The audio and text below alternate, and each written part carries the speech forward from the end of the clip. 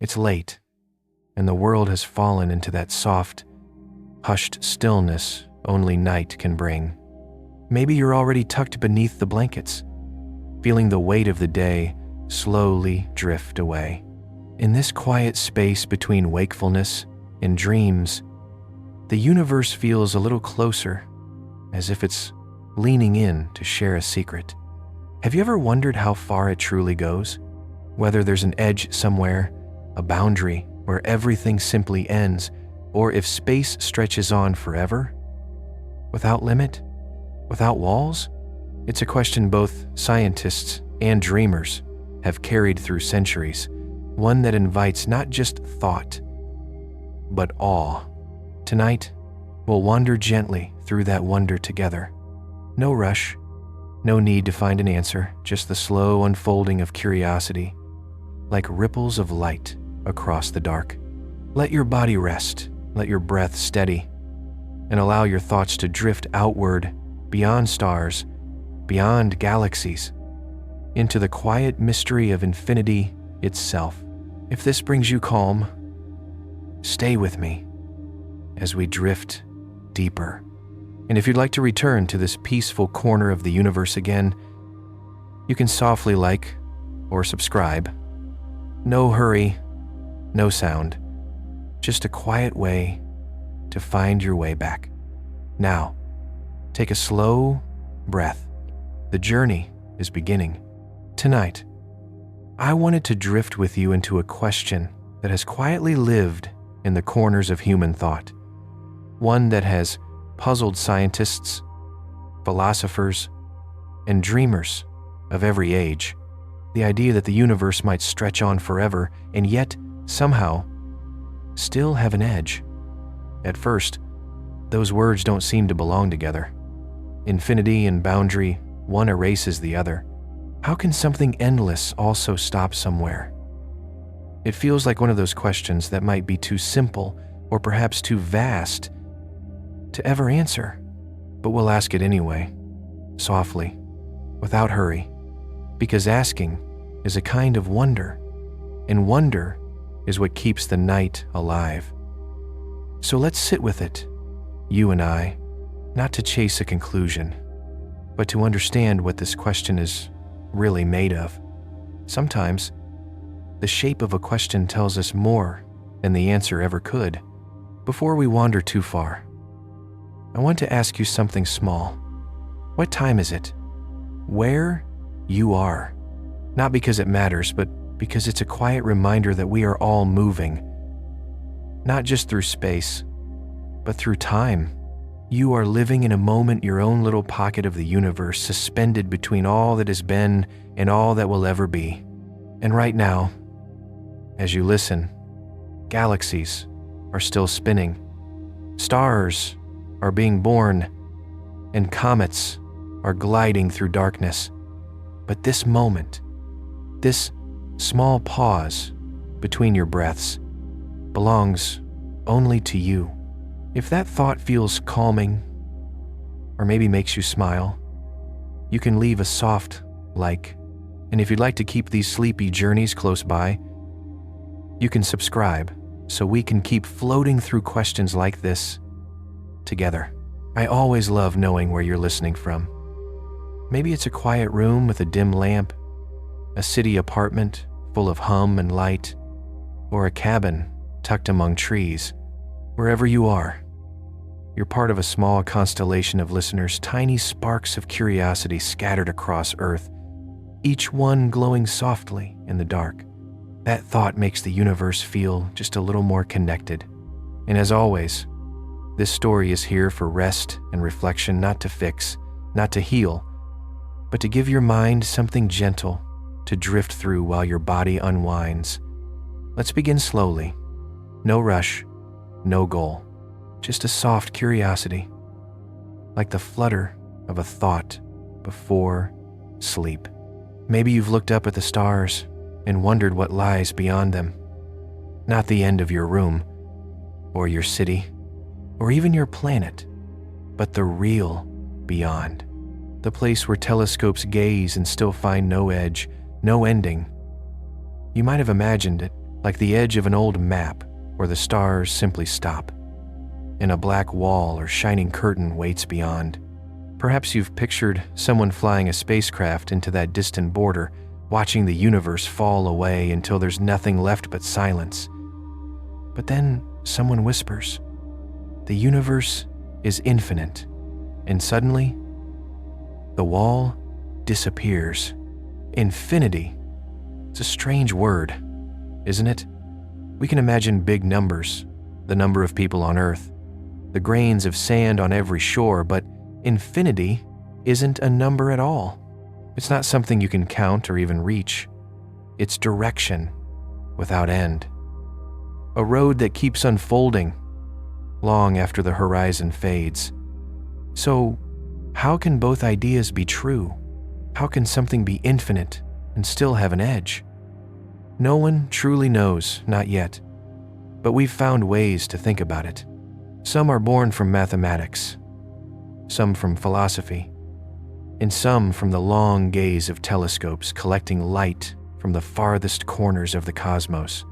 Some are theories we've tested. Others, we're still learning to understand. Yet all of them orbit the same quiet question. What is the shape of the universe? And what does that shape mean for where it ends or doesn't? When we ask about the edge of the universe, we have to be careful about what we mean. Do we mean the farthest reach of space? The place you'd arrive if you just kept traveling forever? Or do we mean the edge of time, the beginning, or the end of existence itself? Or maybe we're asking something simpler. Is there a place where things just...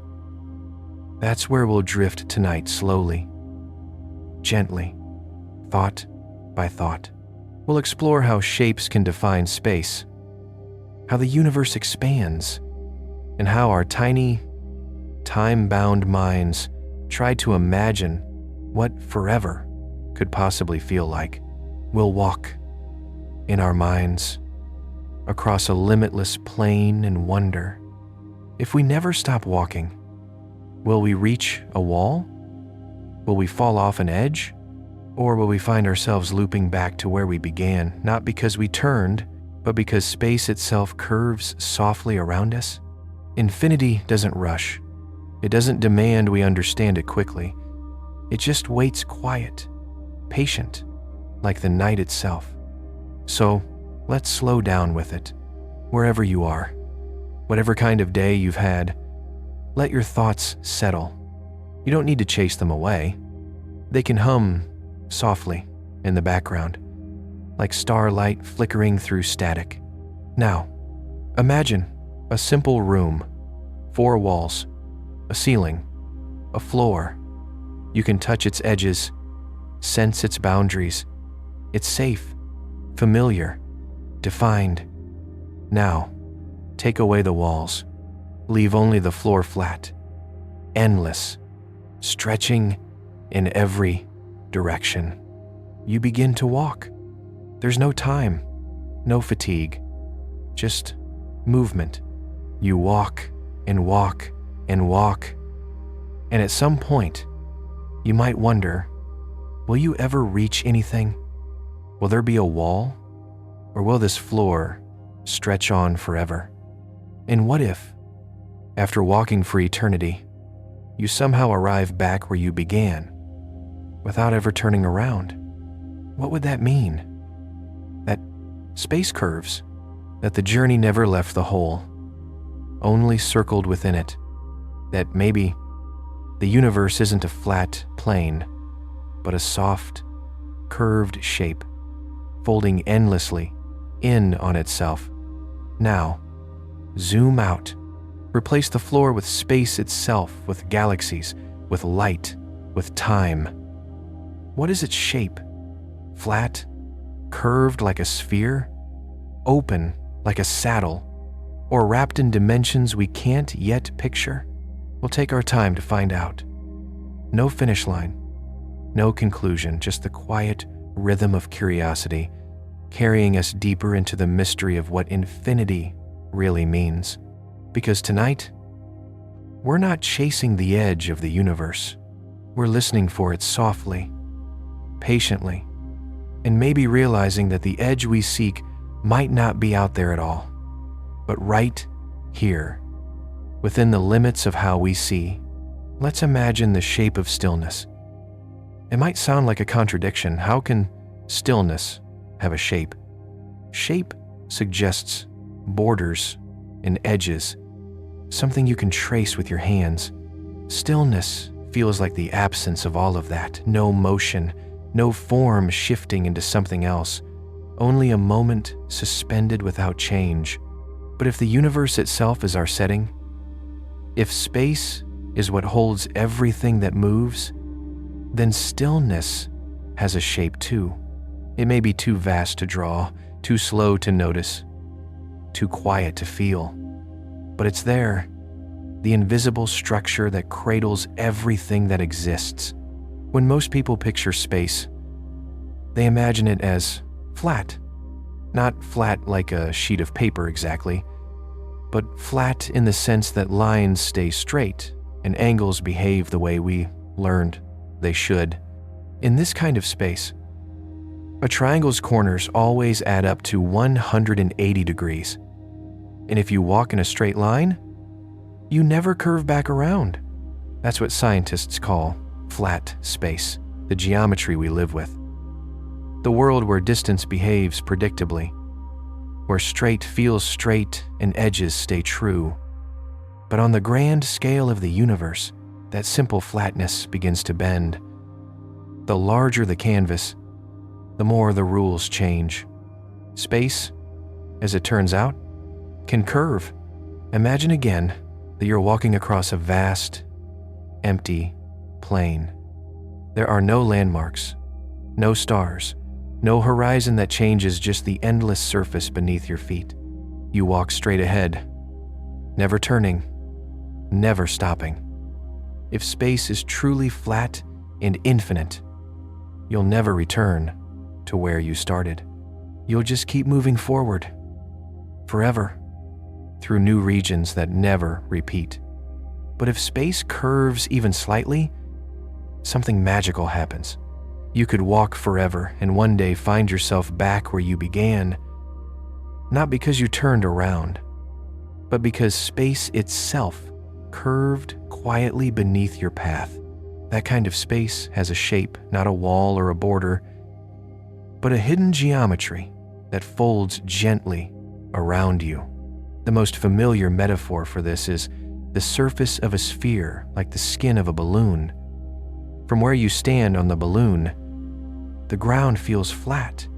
You can walk in any direction, always forward, never meeting a wall. But walk long enough, and you'll come home again, your footsteps tracing a circle that you didn't even know existed. The surface of the balloon has no edge, yet it's finite. There's only so much area to explore, though the horizon keeps moving with you. That, in a way, is how curved space behaves. Edgeless, but not endless. Still, that's only a metaphor.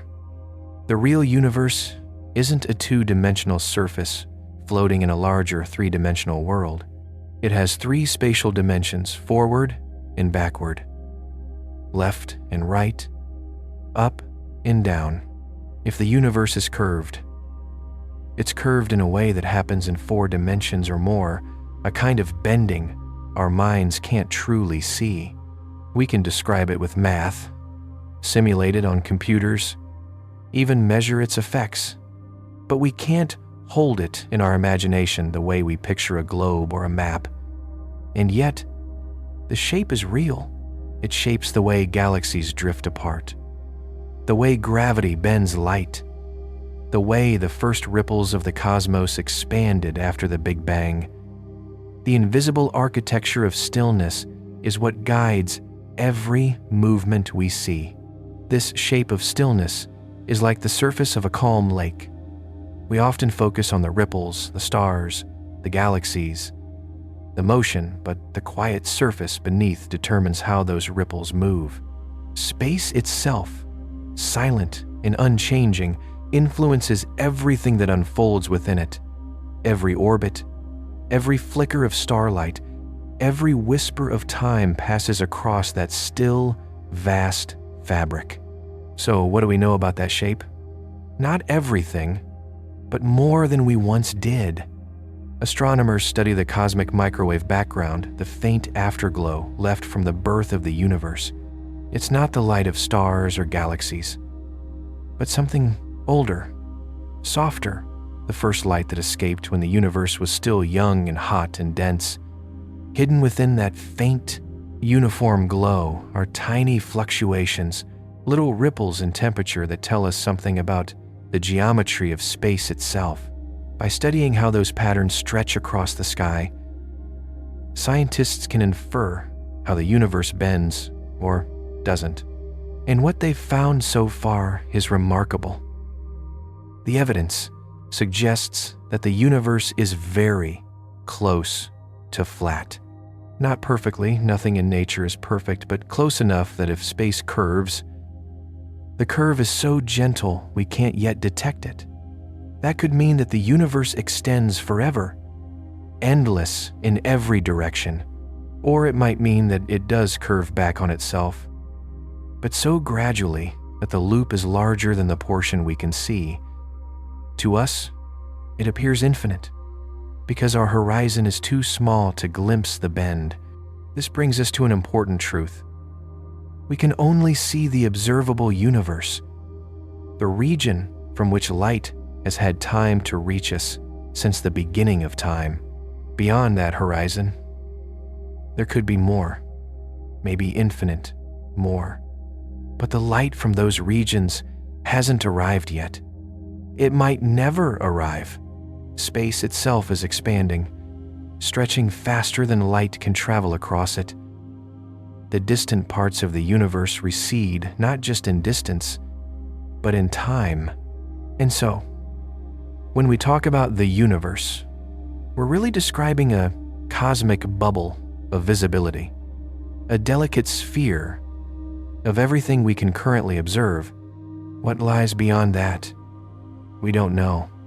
It might continue forever in the same pattern. It might curve back upon itself like the surface of a vast hypersphere. It might even fold into dimensions we cannot perceive, and yet we can't step outside to check.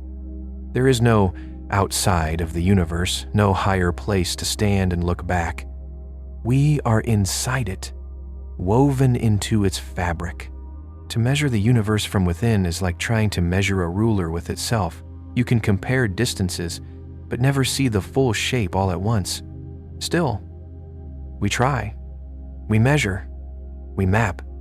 We listen. The shape matters, not because we hope to draw it, but because it determines how the universe behaves. If space is positively curved, like the surface of a sphere, light will eventually loop back on itself.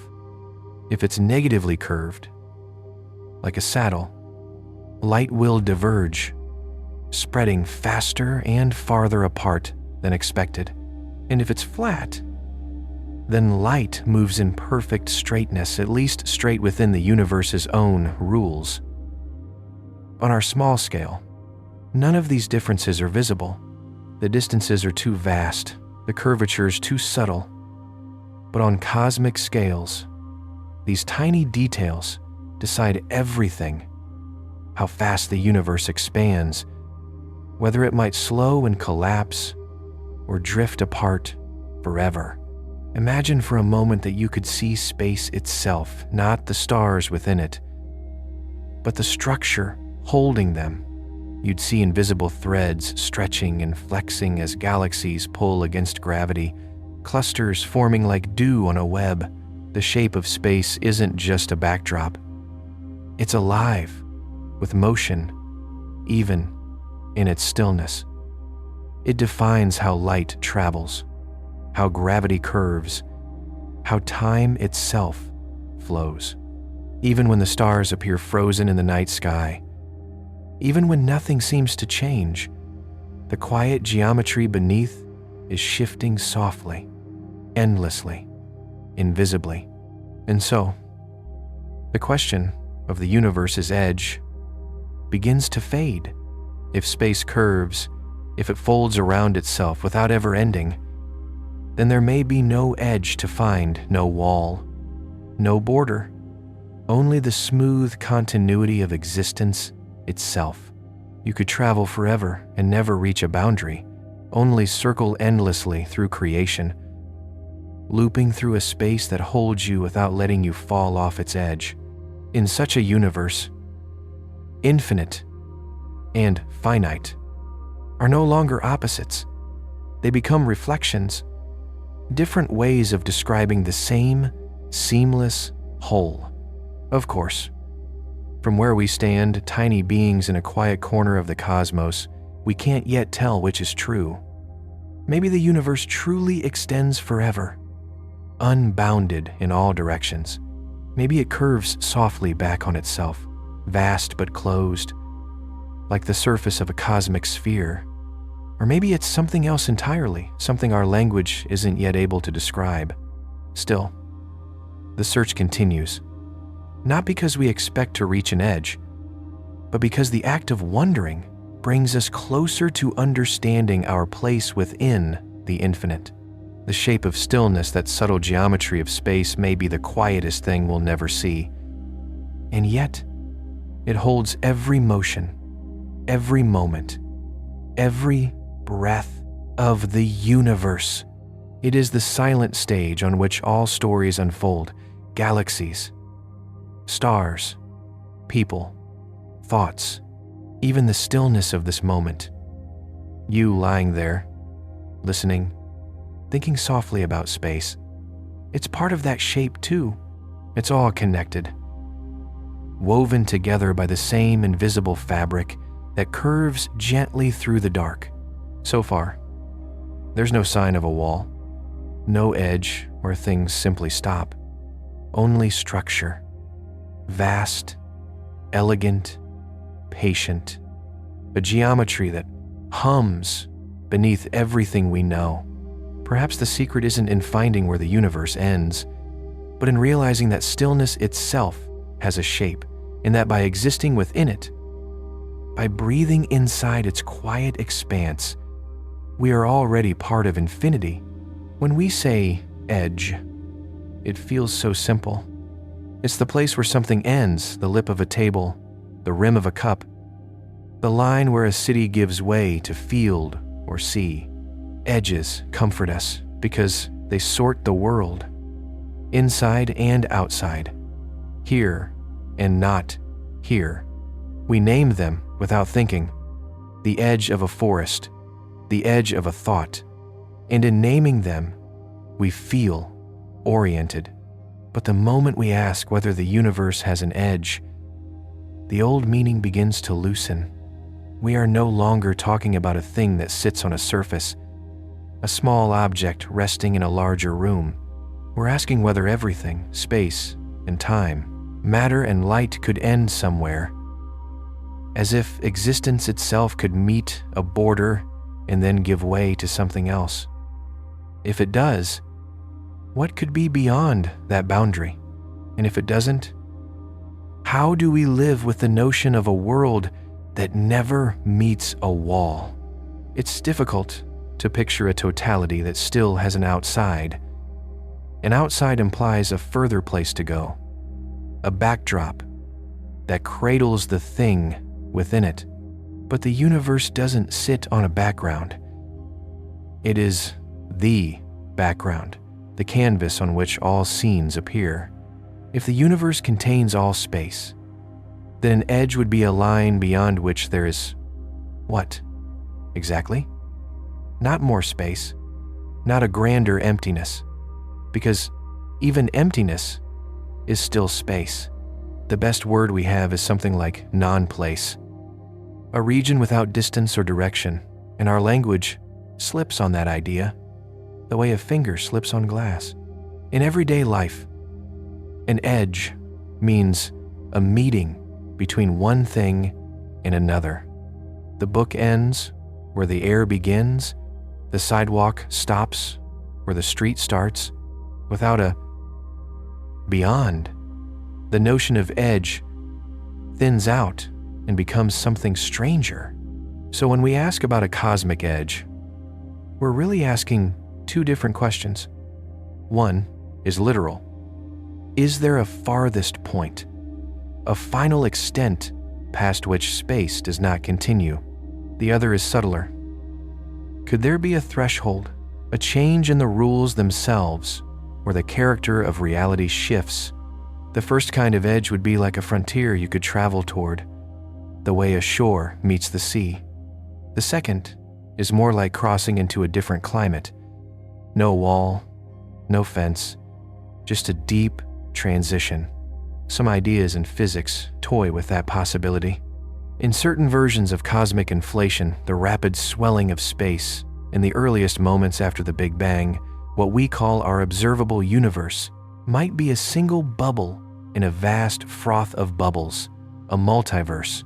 Each bubble could carry its own physical constants, its own texture of space.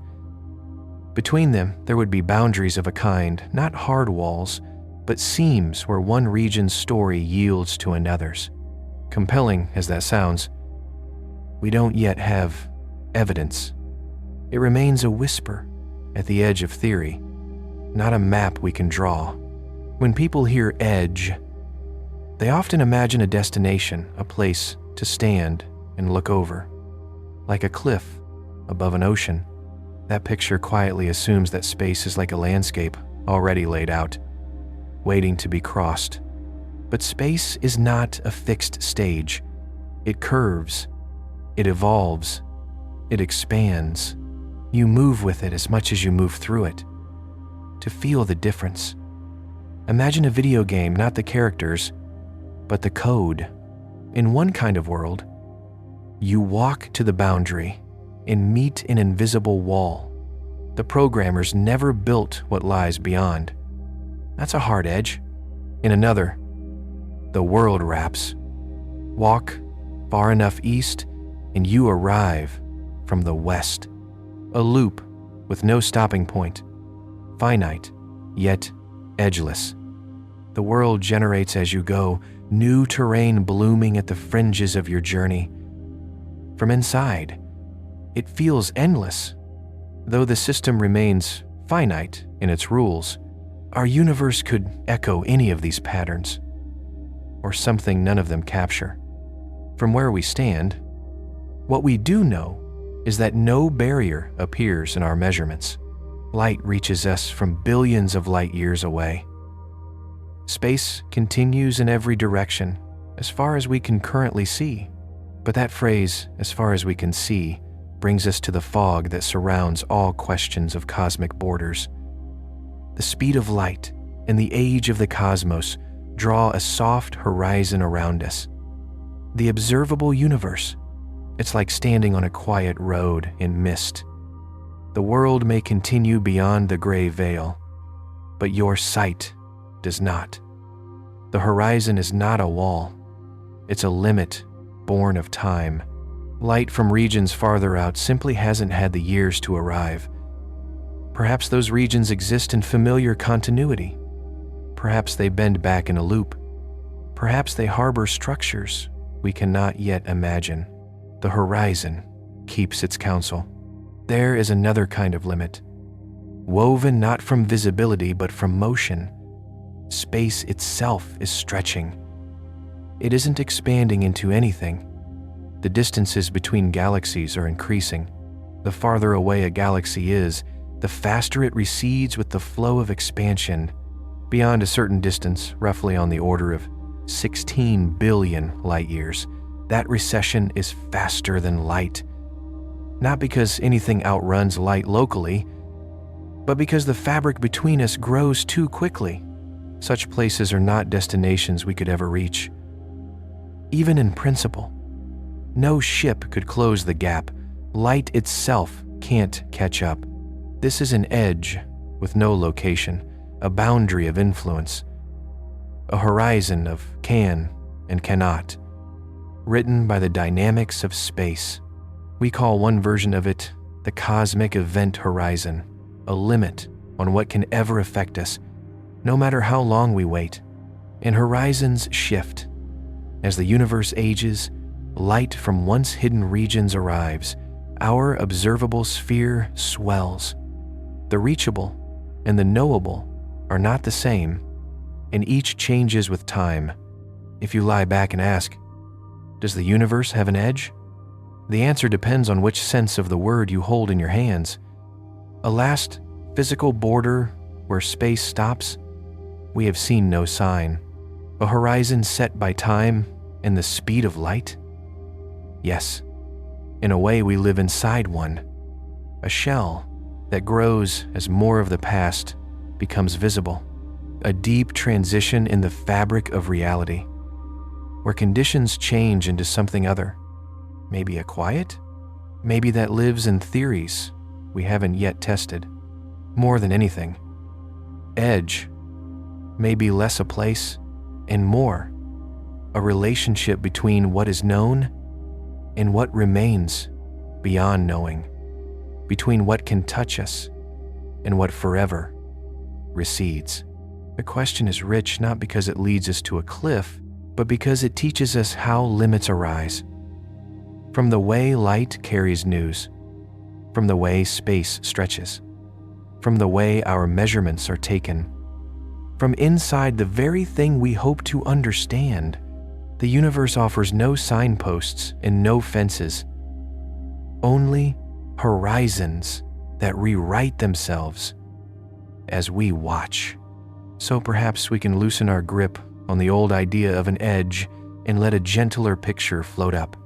Imagine the cosmos as a sea without shores, its waters calm in some places, storm-tossed in others, currents flowing in patterns too broad for any one sailor to chart. You are adrift on that sea, but not lost. The line where your knowing ends is not a drop-off. It is a mist that moves as you move, a boundary that breathes with time. Somewhere beyond it are regions you will never touch. Not because a wall stands there, but because the sea itself is carrying them away faster than any boat can row.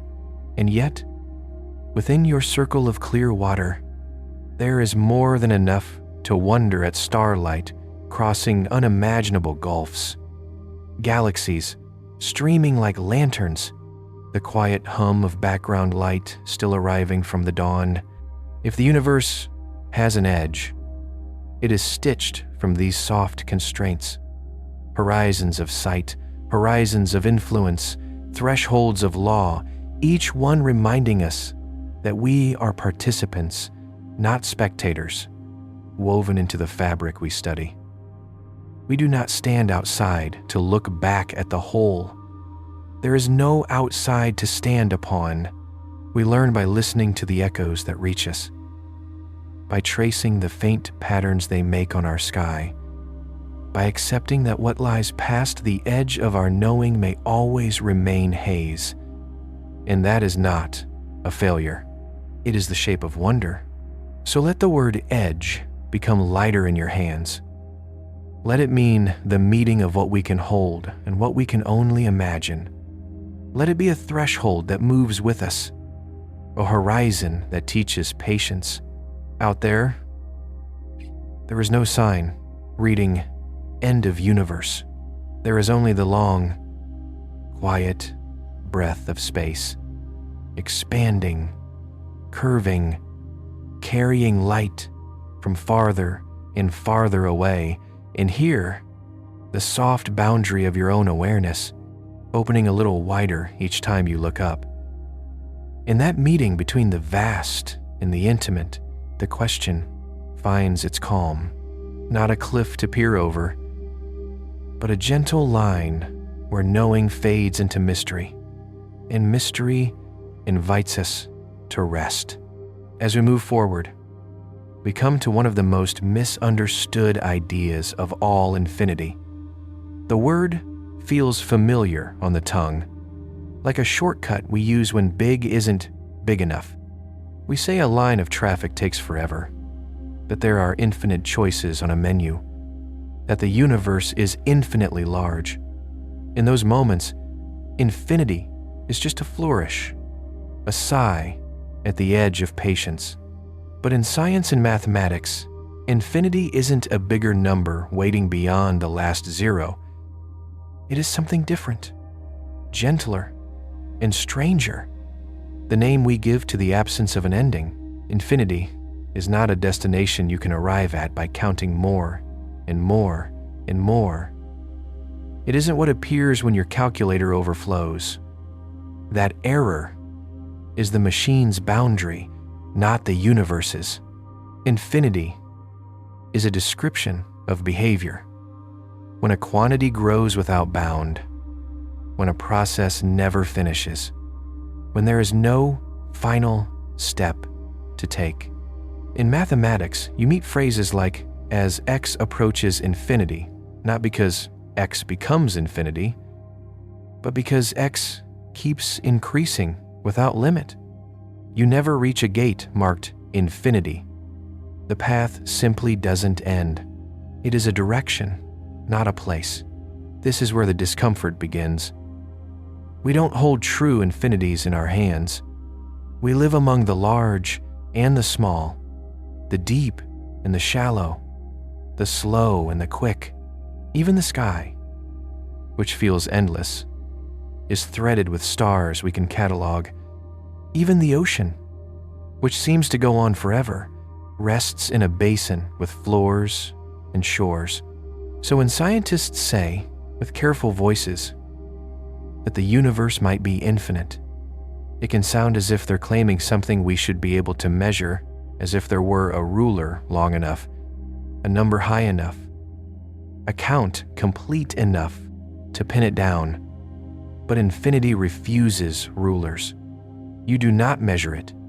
You describe the conditions under which there is no end.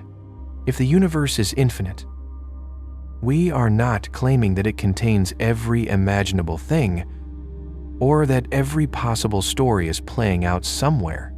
We are speaking about the structure of space itself, that in every direction there is always more space, that you could travel in a straight line without ever circling back, that no wall appears, no border rises, no last star flickers at the edge of creation.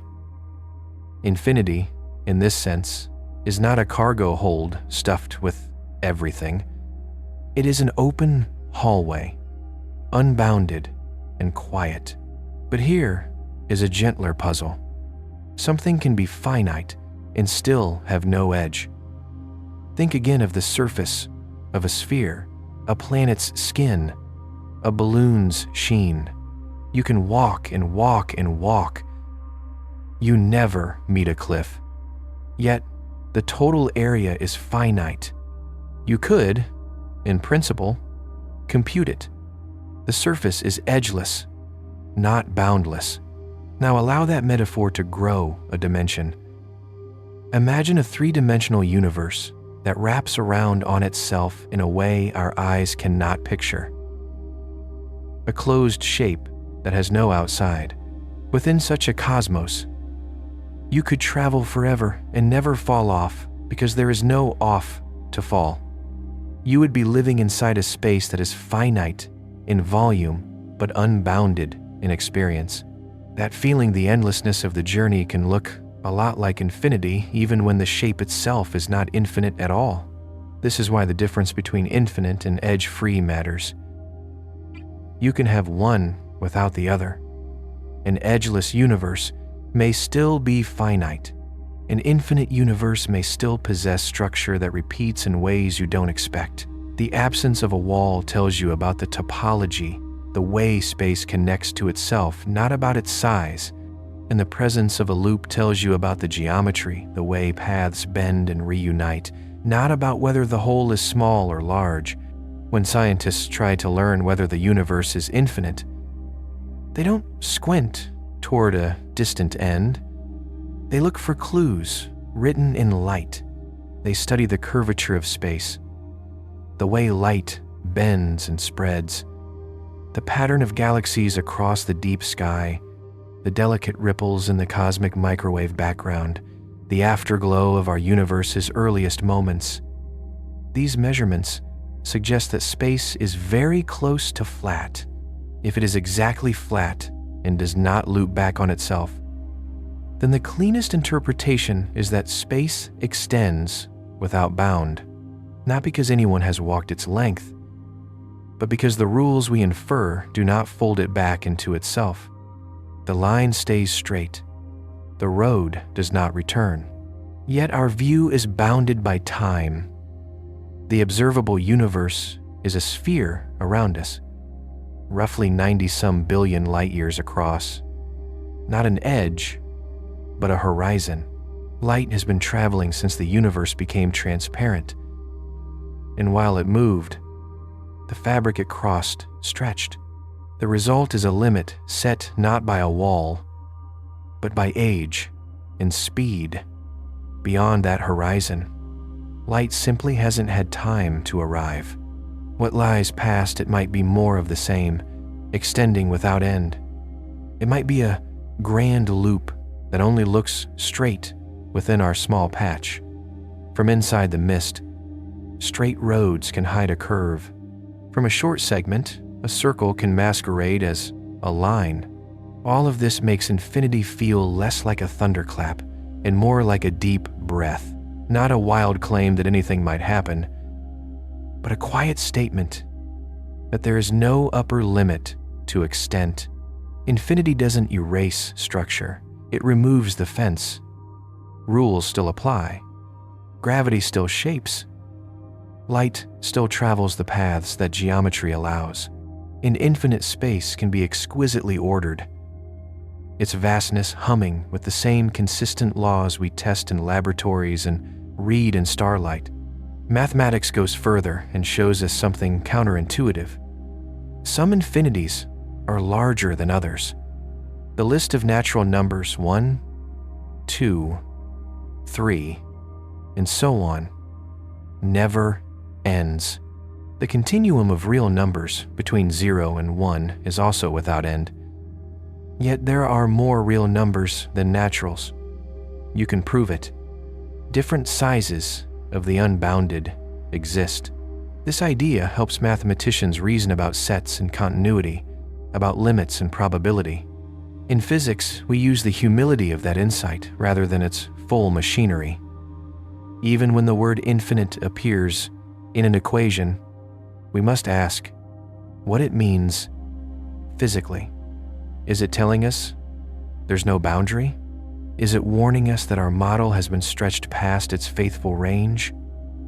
Is it an invitation to look for a deeper description where the blow-up disappears? For us, living beneath a warm lamp on a small planet, the practical question is softer. If the universe is infinite, what does that change about here? For one, it reframes our patch of sky. The part we observe becomes an island in a sea without shores. We wonder, are the rules the same everywhere? Is matter arranged similarly on scales beyond our horizon? Are there regions that look nothing like home? The evidence we can gather shows that on very large scales, the universe looks remarkably uniform, not identical in every detail, but even enough that no place appears privileged.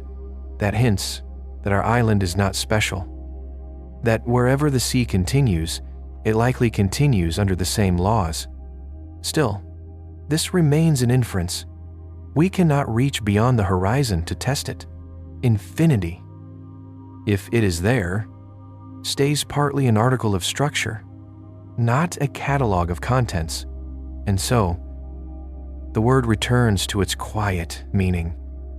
Infinity is not the promise of every possibility, not a guarantee that all stories are told somewhere. It is the openness of a system with no enclosing wall, the steady assurance that there is always more road ahead. It is the way a straight path never loops in a space that does not fold back. The way a number can grow and never be done. It is less a shout than a hush, a property of the world's fabric, not a spectacle at its edge. Notice how this circles back to our question about edges. If space is infinite, there is no edge by definition. If space is finite and unbounded, there is also no edge. In both pictures, you never find a wall. The difference lives in how the universe connects to itself, whether the road returns or never does not, in the presence or absence of a cliff. That is the subtlety people often miss. Edge-free does not mean infinite, and infinite does not imply a jumble without order. The map you carry in your mind should leave room for both. A cosmos that may loop or may stretch forever, that may be finite in volume, yet boundless in feeling, that may be infinite in reach, yet governed by simple, durable rules. So perhaps the more helpful question isn't, is the universe infinite? But what is the shape of the space we live in? How does it curve? Does it connect back to itself? Or does it run open? How does that geometry guide light? In motion, in the flow of time, these are questions we can approach from within. By watching galaxies drift, by tracing how gravity bends distant beams, by reading the faint embroidery of background radiation across the sky, we listen to what light tells us about the road it traveled. And from its story, we infer the lay of the land, a land with no outside, a land that might have no end. If infinity feels too large to hold, let it become a feeling rather than a picture. Imagine a corridor where the air is always ahead of you, calm and cool, no doors closing, no final stare. Imagine walking there with an easy pace, knowing that turning back is a choice, not a necessity. That is enough. Infinity does not demand that you see everything. It only asks you to release the need for a last page. The universe, whether looping or open, invites the same gentleness. Look, listen, learn what the light will share, and rest where the horizon meets your eye. The rest, beyond the fog, beyond the numbers, can be mystery without being menace, depth without being darkness. And in that calm, you may find a new way to breathe with the cosmos, not counting toward an end, but dwelling within a story that does not need one, a story whose meanings grow as long as you keep reading, a night sky whose silence is not empty but vast, a fabric whose lack of edges is not a void but an embrace. If you've spent any time with books or films about the cosmos, you've probably met the balloon, not because space is rubber or floats in air, but because a balloon gives our minds something kind to hold a picture that isn't perfect or literal, yet gently helpful when we speak about expansion. Imagine a small sphere in your hands, soft and quiet. Now, imagine it growing on the balloon's surface. We dot tiny marks with a pen, each mark a galaxy. As the balloon inflates, those dots drift apart, not because they are crawling along the surface, but because the surface itself is stretching. There is more room between them, even though they never chose to travel. In this simple scene, we glimpse our own sky. Galaxies receding, not like shrapnel flung from an explosion, but like lanterns carried apart by the widening fabric that holds them. The galaxies remain in their neighborhoods. The distance grows. There is a delicate detail here. The surface of the balloon is the stand-in for space, not the air inside, not the entire object, just the thin skin. That surface has no edge, You can walk in any direction and never encounter a wall. Continue long enough, and you find yourself returning softly to where you began. It is finite in area, yet boundless in experience. This is why the balloon comforts us. It shows how a space can be edgeless without being endless, how a journey can continue without ever meeting a cliff. Another kindness the balloon gives. Every point on the surface sees every other point receding. There is no central dot that owns the expansion, no favored perch from which the growth begins. From within the surface, the story looks the same everywhere. The center of the balloon's swelling belongs to a dimension the surface being cannot inhabit. For a creature living strictly on the skin, there is only more surface, unfurling evenly in all directions. That corrects two common missteps: hunting for a center on the surface and imagining the surface expanding into something. For the surface dweller, there is no outside. There is only more distance. Now lift the metaphor into our reality. We live in 3 spatial dimensions, not 2, and there's no evidence of a larger room surrounding our cosmos. If our space curves, it does so within its own rules. When the universe expands, it does not pour into a container. The distances between points within the container increase. No outer air, no enclosing walls, only the fabric itself relaxing, the way a pattern on elastic widens when gently stretched. You can feel why we don't notice this in everyday life. Your room does not balloon. The Earth does not swell between sunrise and dusk. The solar system's orbits do not drift apart like threads in a loose sweater. Gravity and other forces hold small scales together with quiet strength. But on the vast reaches between galaxies and clusters, expansion becomes legible. The farther a galaxy is, the faster it appears to recede, not because it's speeding through space, but because more and more space is quietly appearing between you and it. Here, the balloon's usefulness meets its limits. Our universe is not a 2-dimensional shell. It has depth. Its curvature, if present, is subtle and self-contained, not a bulge into a higher room. Still, the metaphor plants truths that survive the translation. Expansion needs no outside, and edgelessness needs no wall. When the cosmos grows, we do not imagine a ball pushing into emptiness. We imagine distances within the web increasing, coordinates stretching like soft cloth on a frame. Think of how we name places. In a room, you can measure from a wall, from a corner. You can say, 2 steps from here, 3 from there. In the universe, there are no walls, so we describe locations by relationships, this far from that, and that far from this. As expansion proceeds, those relationships change. The grid we use to label positions dilates. Nothing has to move outward through a pre-existing space. The measurement itself, the spacing of the grid lines, grows. From any galaxy's vantage point, the view is the same. Everything far enough away recedes, and recedes faster the farther you look.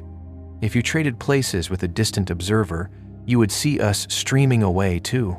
This sameness has a name, a cosmological principle, a soft assertion that on the largest scales, the universe looks homogeneous and isotropic, broadly even, without a privileged spot or special direction. It's more than philosophy. It sets the stage for how we read the sky, the glow of the cosmic microwave background, the mottled pattern of galaxies, the way light thins and bends all become lines in a single poem, written in a script that does not change with the dress. As far as we can tell, the geometry that best fits this poem is nearly flat. That does not mean space is a tabletop. It means that on the grandest canvases, triangles behave as expected, and light's straightest paths remain straight within the rules of the fabric. A balloon's surface has positive curvature. A saddle has negative curvature. Our measurements whisper that reality sits close to the quiet middle, so close that any bend escapes our current reach. That leaves room for more than one global story. If space carries a gentle, positive curve, it could be finite and unbounded, like the balloon's surface scaled up a dimension no edges, eventual loops. If it is exactly flat and simply connected, it may be infinite, a road that never returns.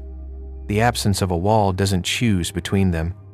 It only tells us that none is required. Return for a moment to the question people love to ask. What is the universe expanding into? The answer is stillness itself. Nothing beyond the frame is needed. Expansion is not occupation. It is relation. Distances lengthen within the tapestry. The container is not outside the world. The container is the world, and it grows by letting the threads between its stitches relax. If a small being lived on the balloon's skin, it would never find a border, never discover a center, never run out of path. As the surface swelled, every landmark would recede, gently and uniformly. That is the posture our own observations take. From Earth, galaxies stream away. From a galaxy across the veil, we would stream away just the same. The pattern does not crown a center. It crowns a principle. Everywhere is ordinary, and the rules keep their shape.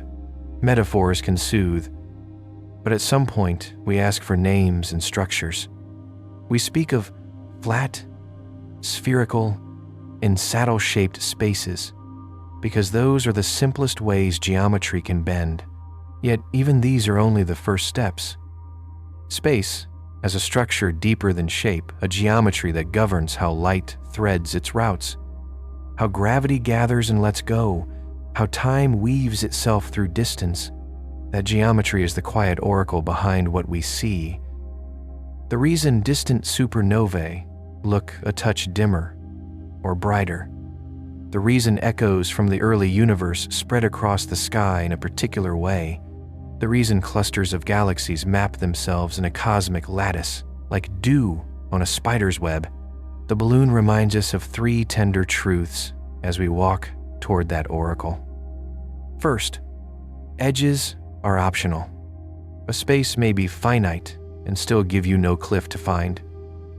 It may be infinite and still be calm, ordered, rule-bound.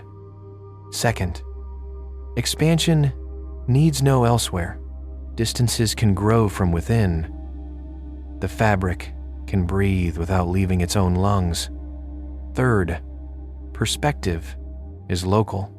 From wherever you stand, the universe seems to recede, not because you are special, but because the story is written to look the same everywhere, on scales large enough to wash away the details. So try letting the balloon live, not as a literal map, but as a gentle, feeling a way to soften your mind around the strangeness of a growing cosmos.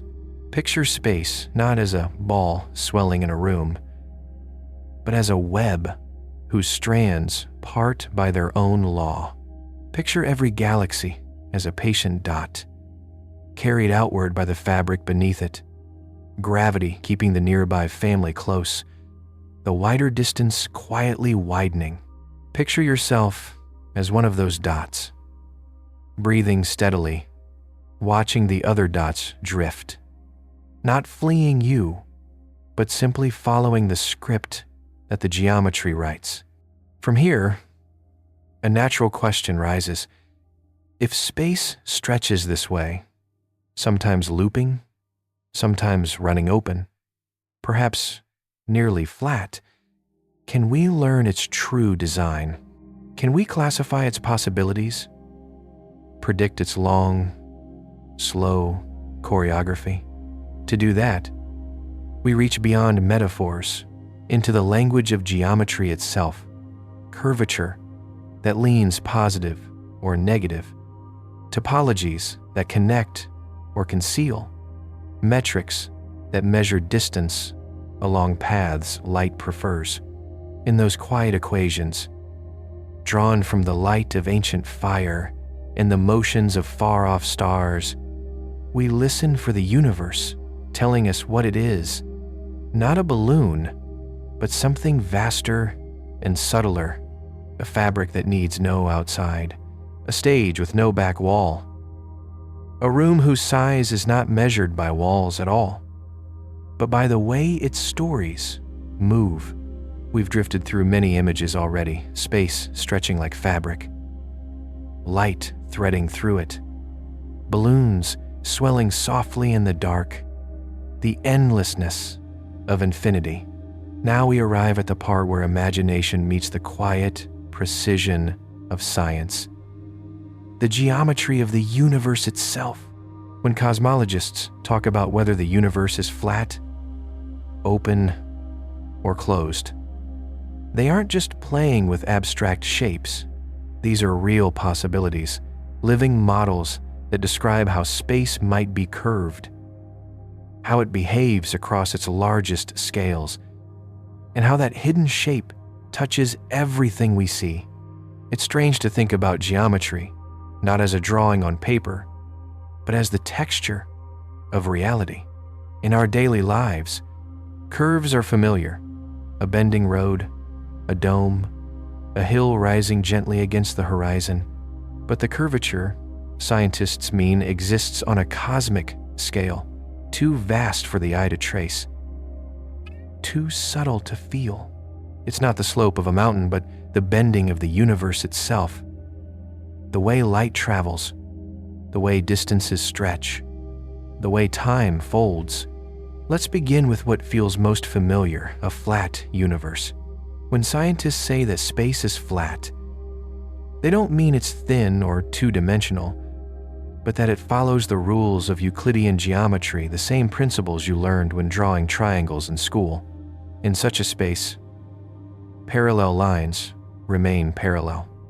The angles of a triangle always add to 180 degrees. Light moves in straight lines unless a massive object bends it through gravity's pull. A flat universe doesn't curve inward or outward on its own.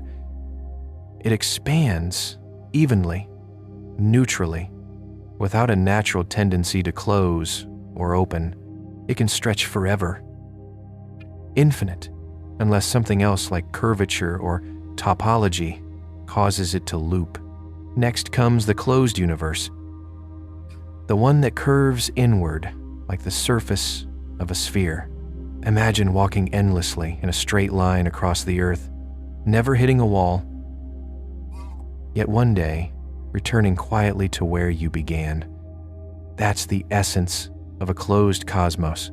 It's not a sphere sitting in space, but space itself behaving like the surface of a three-dimensional sphere that exists in higher dimensions we can't see. In this kind of universe, every journey connects back to itself. You could travel for eternity and never find an edge, not because it goes on forever, but because it folds back like the soft seam of a circle closing on itself. A closed universe is finite, meaning it has a total volume, a measurable extent, but no boundary. There's no outer space for it to sit within, no black wall to strike. The outside doesn't exist. Everything is already contained. Such a universe might one day stop expanding. Over enough time, gravity could begin to pull everything back together, slowing the outward stretch until it halts, then reverses. Galaxies would drift inward, stars would merge and fade, and the cosmos would contract, not in fire, but in the slow, deep rhythm of return. Scientists call this possibility the Big Crunch, the idea of the universe folding itself home. Then, on the other side of the spectrum, we have the open universe, the one that curves outward like a saddle. Instead of wrapping back upon itself, its geometry bends away. In an open cosmos, parallel lines slowly diverge. The angles of a triangle add to less than 180 degrees. Light traveling through it spreads a little more than you'd expect, its beams fanning out as space stretches beneath them. This kind of universe is infinite, like the flat one, but in a different way. It has a natural tendency to keep expanding forever. There's no turning point, no looping back, no collapse. Over the longest timescales, everything drifts apart. The stars burn out, matter thins, energy cools, space becomes a whisper, a quiet, so complete it almost stops time. Each of these models, flat, open, closed, is more than a poetic image. They are mathematical solutions to Einstein's equations of general relativity, the deep grammar of how gravity shapes space and time. The universe's geometry isn't chosen by preference or beauty. It emerges from a simple, powerful factor: density, the total amount of energy and matter that exists. If the universe's actual density exactly matches a critical value, space is flat. If it's higher, space bends inward and becomes closed. If it's lower, it bends outward and becomes open. That's all it takes. How much stuff there is determines the shape of everything. So, how do we measure the shape of the cosmos when we can't step outside to look at it? We read the light, the cosmic microwave background, that faint, ancient afterglow left from the Big Bang carries tiny fluctuations, patterns written in the sky that tell us how space curves. By measuring how those patterns spread across the heavens, scientists can infer the geometry of the universe itself. They also study how galaxies are distributed, how light bends around massive clusters, how distant supernovae fade with expansion. Each clue is a whisper about the curvature of space, and so far, every whisper points to the same conclusion. The universe appears to be flat, or so close to flat that the difference hides beneath our instruments. If there is curvature, it's gentle, so subtle that it lies beyond our current reach. This doesn't mean the universe is truly infinite or perfectly smooth. It just means that within the region we can observe, space behaves as if it were flat. The lines stay straight. The triangles behave. The cosmos, for now, looks balanced, but flat does not mean simple. A flat universe can still be wild with structure, filaments of galaxies stretching like luminous threads, great voids like cosmic silence between them, dark matter pulling invisibly at the edges, and dark energy pushing quietly outward. Flat space doesn't sit still. It expands. It evolves. And the engine driving its expansion, dark energy, is the greatest mystery of all. Dark energy makes up the majority of everything, yet we don't know what it is. We only know what it does. It causes the expansion of the universe to accelerate. Galaxies aren't just drifting apart. They're doing so faster and faster, carried by a force that seems woven into space itself. That acceleration doesn't change the universe's shape, but it reshapes its fate in a flat universe ruled by dark energy. Expansion never ends. Galaxies move away faster than light can bridge the growing gap.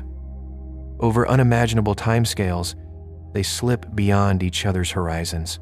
The night sky, once full of stars, grows dimmer until even the nearest lights fade from view. Stars burn out. Black holes evaporate.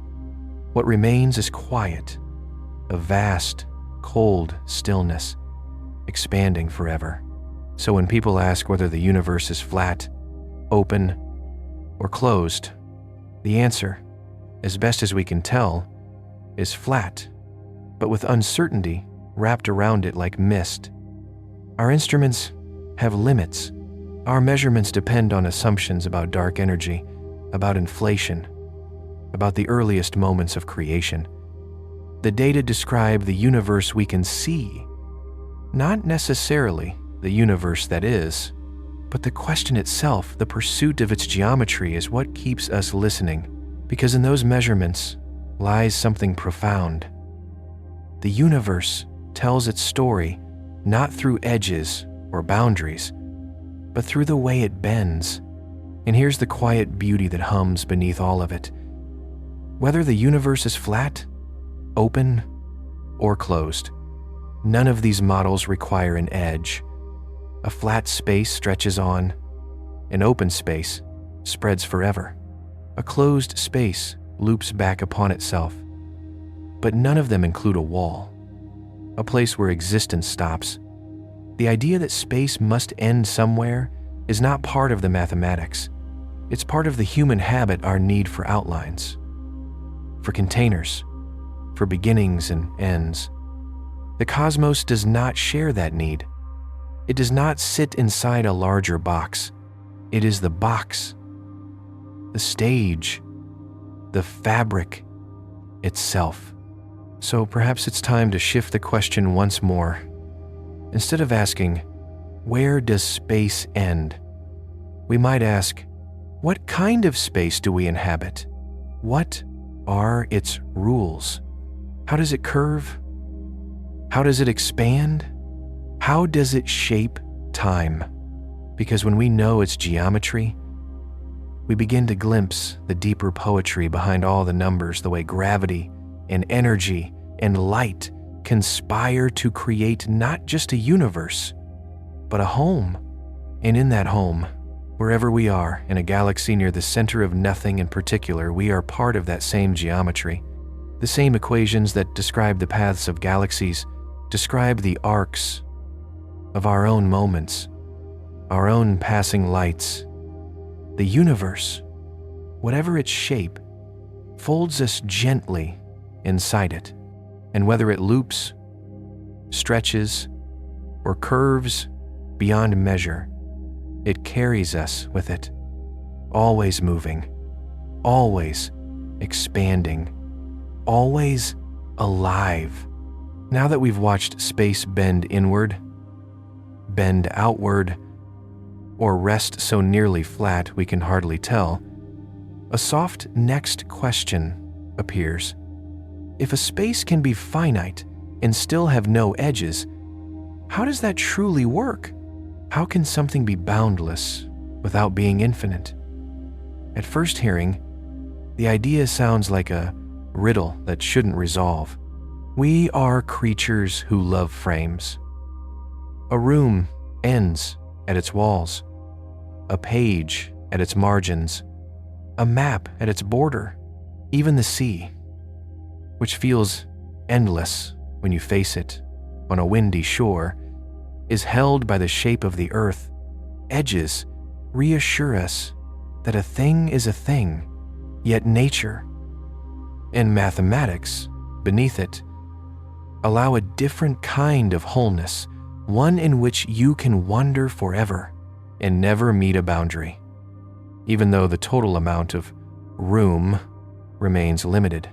This is what finite yet unbounded means. The space does not stretch on forever, but there is no location where it stops. You can travel endlessly without falling off or striking a wall, yet the total volume is fixed. Earlier, we leaned on a gentle helper, the surface of a balloon, not a perfect portrait of the universe, but a patient metaphor that shows how edgelessness does not require infinity. Walk across the balloon's skin in any direction. You never encounter a rim, but the area is still finite. You do not escape the surface. You simply keep finding more of it, until at last you return to where you began. To see the logic more clearly, start small. Take a perfect circle drawn on paper. The line has a definite length, its circumference, but no endpoints. Begin at any point and move forward. Without turning, you eventually arrive back at your start. There is no edge to cross, only the loop itself. That is a one-dimensional example of finite but unbounded. Step up one level to the surface of a sphere, like Earth's skin. That surface is two-dimensional. You can move north and south, east and west, but you remain on the surface. Its area is finite, yet there is no boundary line to trip over. Fly around the world as many times as you wish.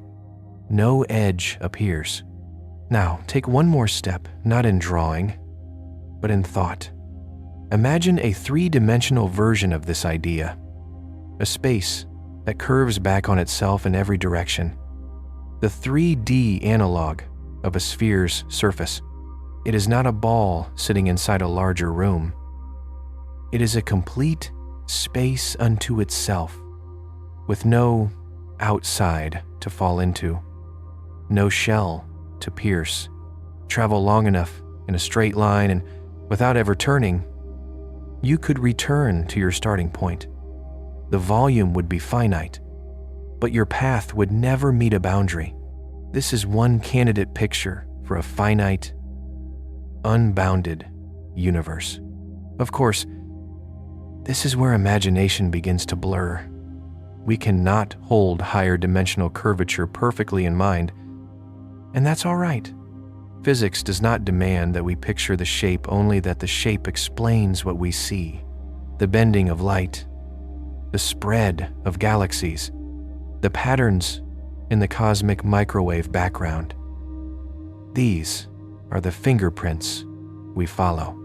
If a finite but unbounded geometry fits those fingerprints, then the shape is real enough.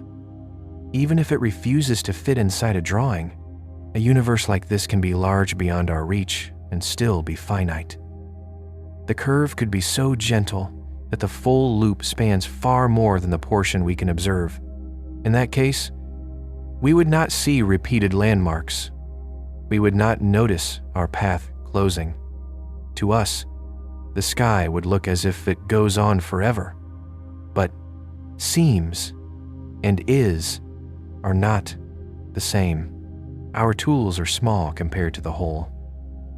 Our horizon is a lantern in fog. What makes this possibility beautiful is how it behaves. A finite yet unbounded universe feels, for almost every purpose, like an infinite one. You can keep going. You never face a stop.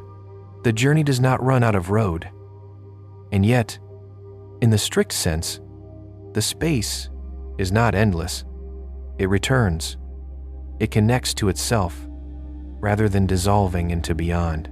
In this way, the balloon's surface and Earth's globe join hands with other, richer shapes. Consider a torus, the donut shape. You can think of it as a flat rectangle in which opposite edges are sewn together. Step off the right edge, you reappear on the left. Walk off the top, you arrive from the bottom. No walls, just identifications. Now lift that stitching into 3 dimensions, and you have a family of spaces where the edges are glued to each other. The space is compact, finite, in volume, and yet has no boundary anywhere within it. This is not merely geometry for its own sake. Topology, the study of how space is stitched, carries physical consequences. In a boundless, finite cosmos, a beam of light might, in principle, circle the universe, and arrive from behind you, like an echo of a distant lantern. If the loop were small enough, you could see multiple images of the same galaxy, from different directions, a sky repeating itself, and a subtle mosaic. Cosmologists have searched for such signatures, for repeated patterns and matched circles faintly tiled across the microwave background. So far, no convincing repetition has emerged. That does not slay the idea, it simply pushes the loop farther out. If the closure exists, it likely lies beyond our current reach, a circuit larger than the observable universe, a return path whose travel time exceeds the age of everything. This is where we meet the gentle border between what may be true and what may be testable. A model can allow a loop we will never complete. A shape can be real, though forever beyond our instruments. That limitation is not a failure. It's the condition of learning from inside the thing we study.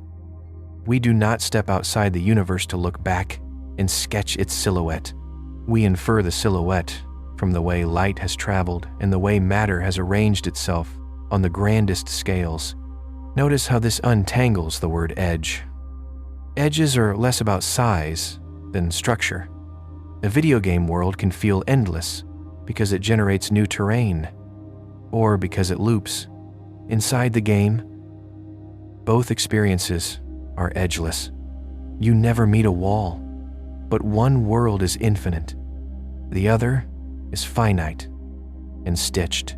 The difference is hidden in how the space connects to itself, not in whether a boundary exists.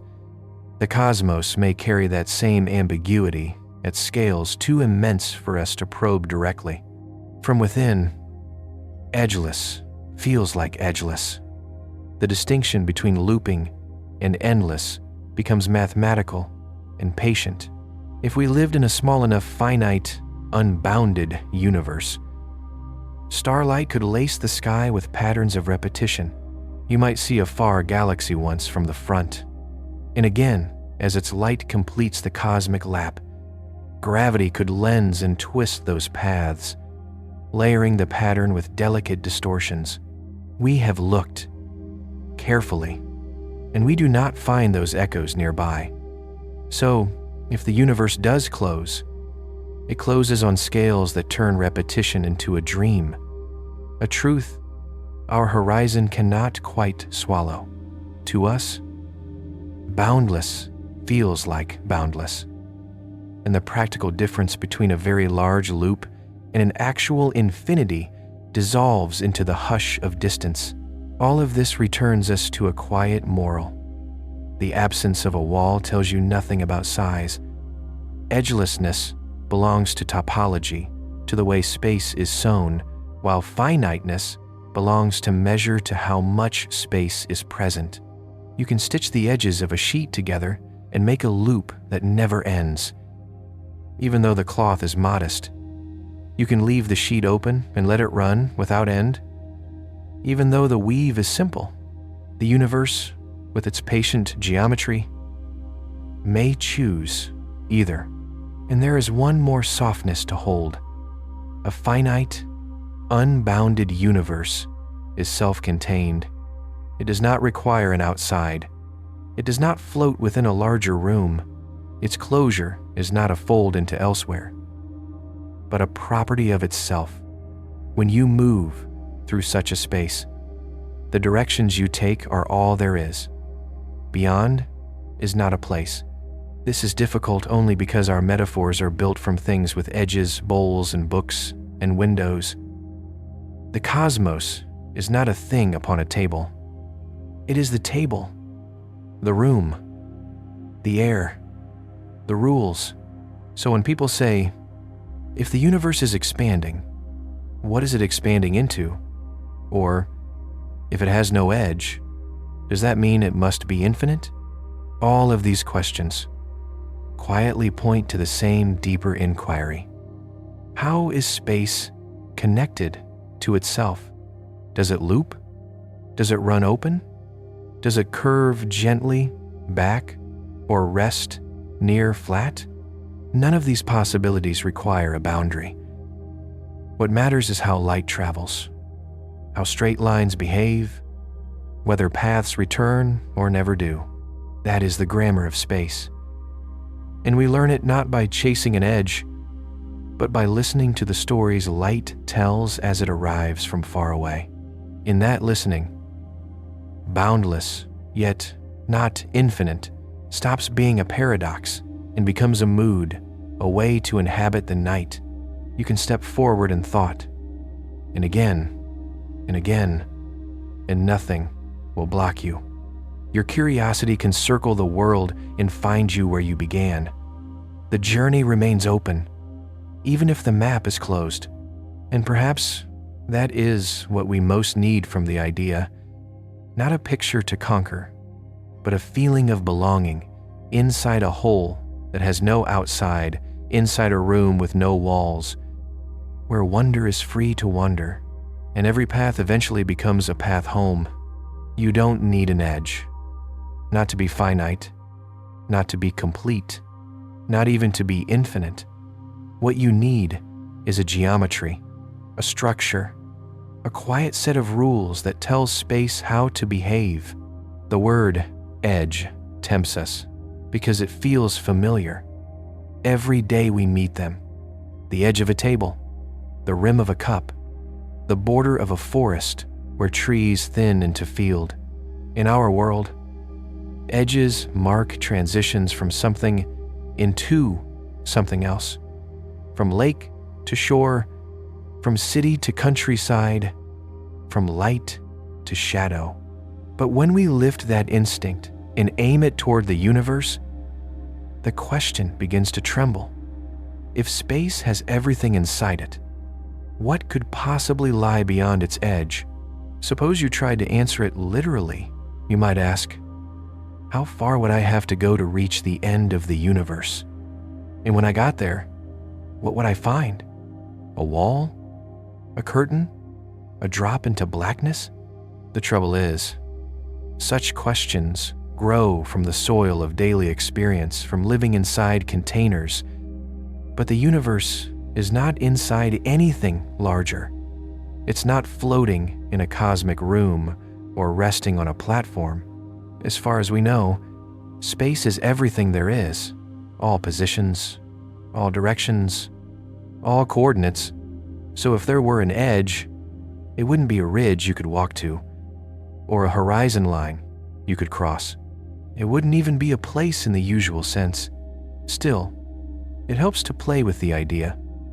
Imagine we launch a traveler, not a ship, not a person, but a single photon, the fastest traveler we know.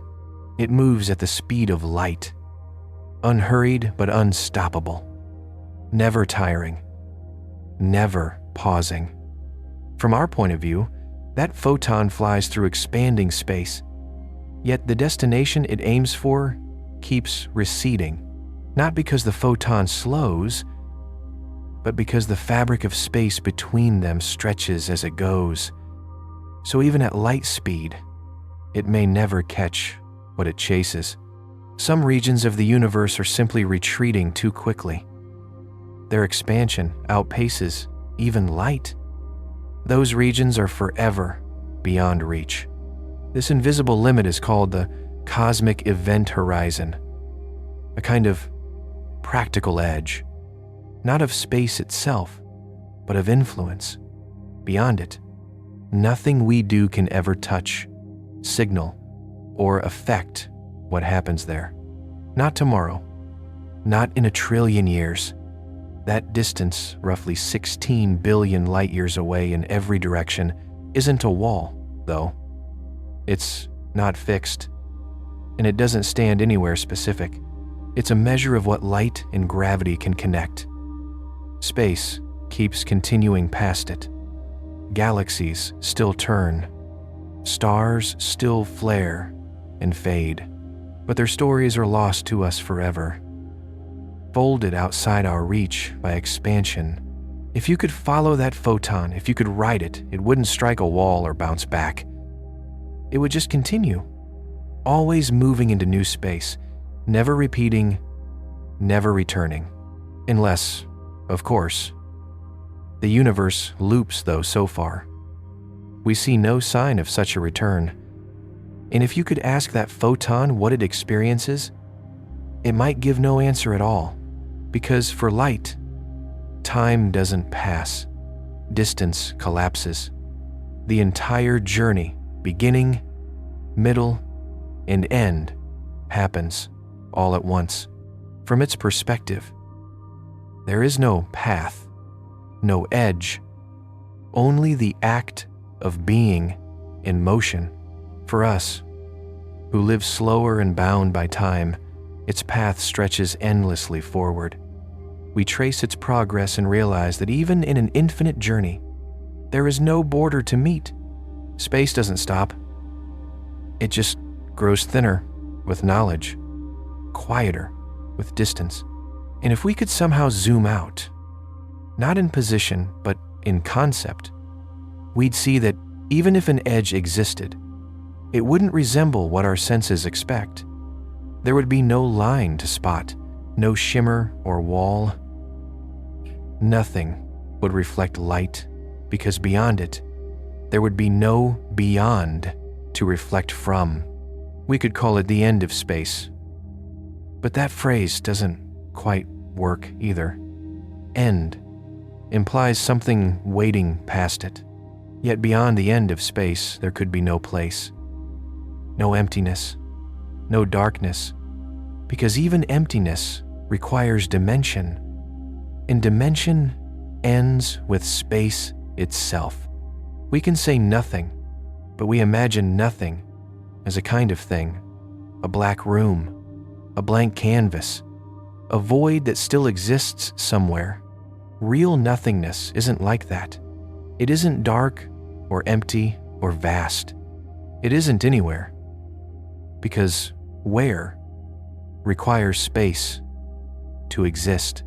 That's why the question, where is the edge of the universe, is not just unanswerable, it's slightly misplaced. It asks for a direction towards something that can't have a direction. Some imagine that far enough out, you might reach a shimmering membrane, a kind of border between space and not space. But what could hold such a thing? If it exists, it would have to be made of something, and that something would still exist in space, which means it's not truly an edge, just another structure within the universe. Others picture the universe ending like the edge of a video game map, a sudden cliff into nothingness. But physics gives us no reason to believe space can end abruptly. Nothing in the equation says that the grid of reality can stop at a coordinate. There's no mechanism for it, no invisible fence to halt matter or light. Atoms would not suddenly freeze at a line, photons would not turn back. Space, as we understand it, has no rule for stopping. So slowly, the question itself evolves. Instead of asking where the edge might be, we start asking whether the concept even makes sense. If space is everything, what could outside even mean? And from there, the question softens into something we can test. Not the edge of all space, but the edge of what we can observe. That boundary is clearer. It's defined by light, by time, by the age of the universe itself.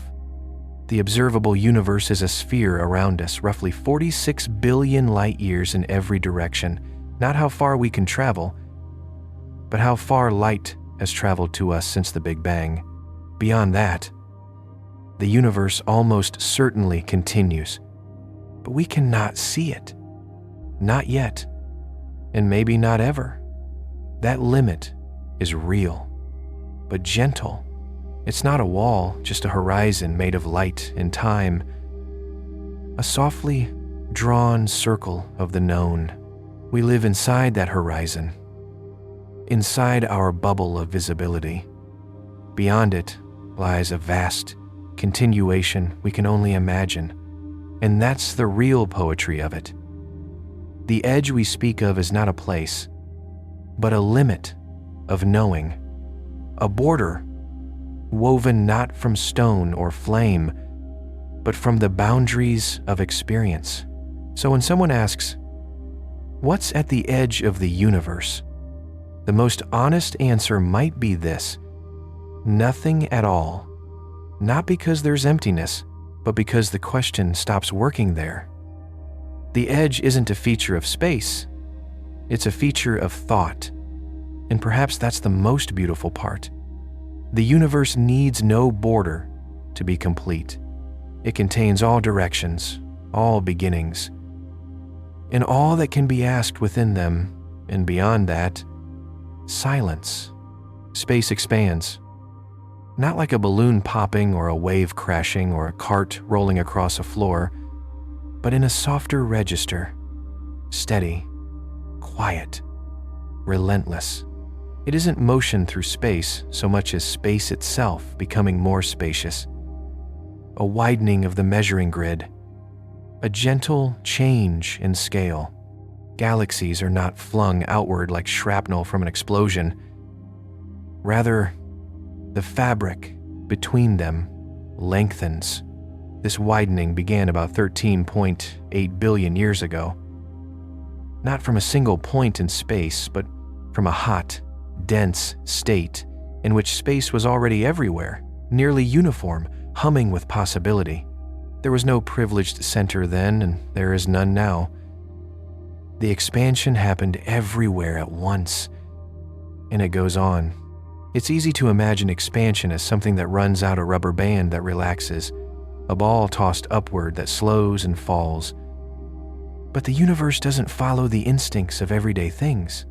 Its growth is written into the geometry itself, guided by mass, energy, and the rules of general relativity. For a long time, we wondered whether gravity, patient and universal, would be enough to slow the expansion and perhaps one day pull it back. Then the sky offered a different story. In the late 1990 seconds, astronomers used distant Type Ia supernovae as standard candles, reliable beacons, whose true brightness we understand to check how fast the universe had been stretching. Those beacons appeared dimmer than expected. Not merely far, but farther than a steadily slowing expansion would allow. The best fit to the data was startling. The expansion was speeding up. Something woven into empty space, something we call dark energy, was driving an acceleration of the cosmic stretch. Dark energy isn't a wind pushing galaxies apart, nor a new kind of gas that fills the void. It is a property of the vacuum itself, a pressure that does not thin as space grows, so when space expands, there is more of this something. And the tendency to expand strengthens. More space yields more dark energy. More dark energy yields more space. It becomes a quiet feedback. The ruler stretches, and with each stretch, the next stretch comes easier. In such a universe, expansion does not coast toward balance. It accelerates patiently, indefinitely. You don't feel any of this in your body. The Earth does not swell overnight. The solar system's orbits do not drift apart like stitching in a worn sleeve. The Milky Way is not being pulled like taffy. Gravity holds the nearby together. Expansion wins only on truly cosmic scales over the gulfs between clusters of galaxies, across distances where no single clump of matter has the strength to keep the grid from widening. But where expansion matters, it dominates. Over billions of light years, space grows measurably. Over billions of years, the growth reshapes what is possible. To know, to touch, to see, this has a tender consequence. Even if you aimed yourself at the farthest galaxy you can currently observe and raced at light speed, the distance to that galaxy would keep increasing, not because the galaxy is sprinting through space faster than light that would defy the rules, but because the space between you keeps stretching. The coordinate grid itself is changing size. The tape measure you're using elongates as you run. There is a distance beyond which this widening outpaces even light's ability to cross. That distance defines a one-way border of influence. The cosmic event horizon, a limit not on what exists, but on what can ever be reached or affected. As expansion continues, more and more galaxies slip past that horizon. They don't fade, because their stars go out, not yet. And they don't hide behind dust. They become unreachable. The light they emit from now on will never arrive here. Not in any future, however long you wait. In time, only the galaxies bound to us by gravity, our local group, will remain visible. Everything else will drift beyond the possibility of contact.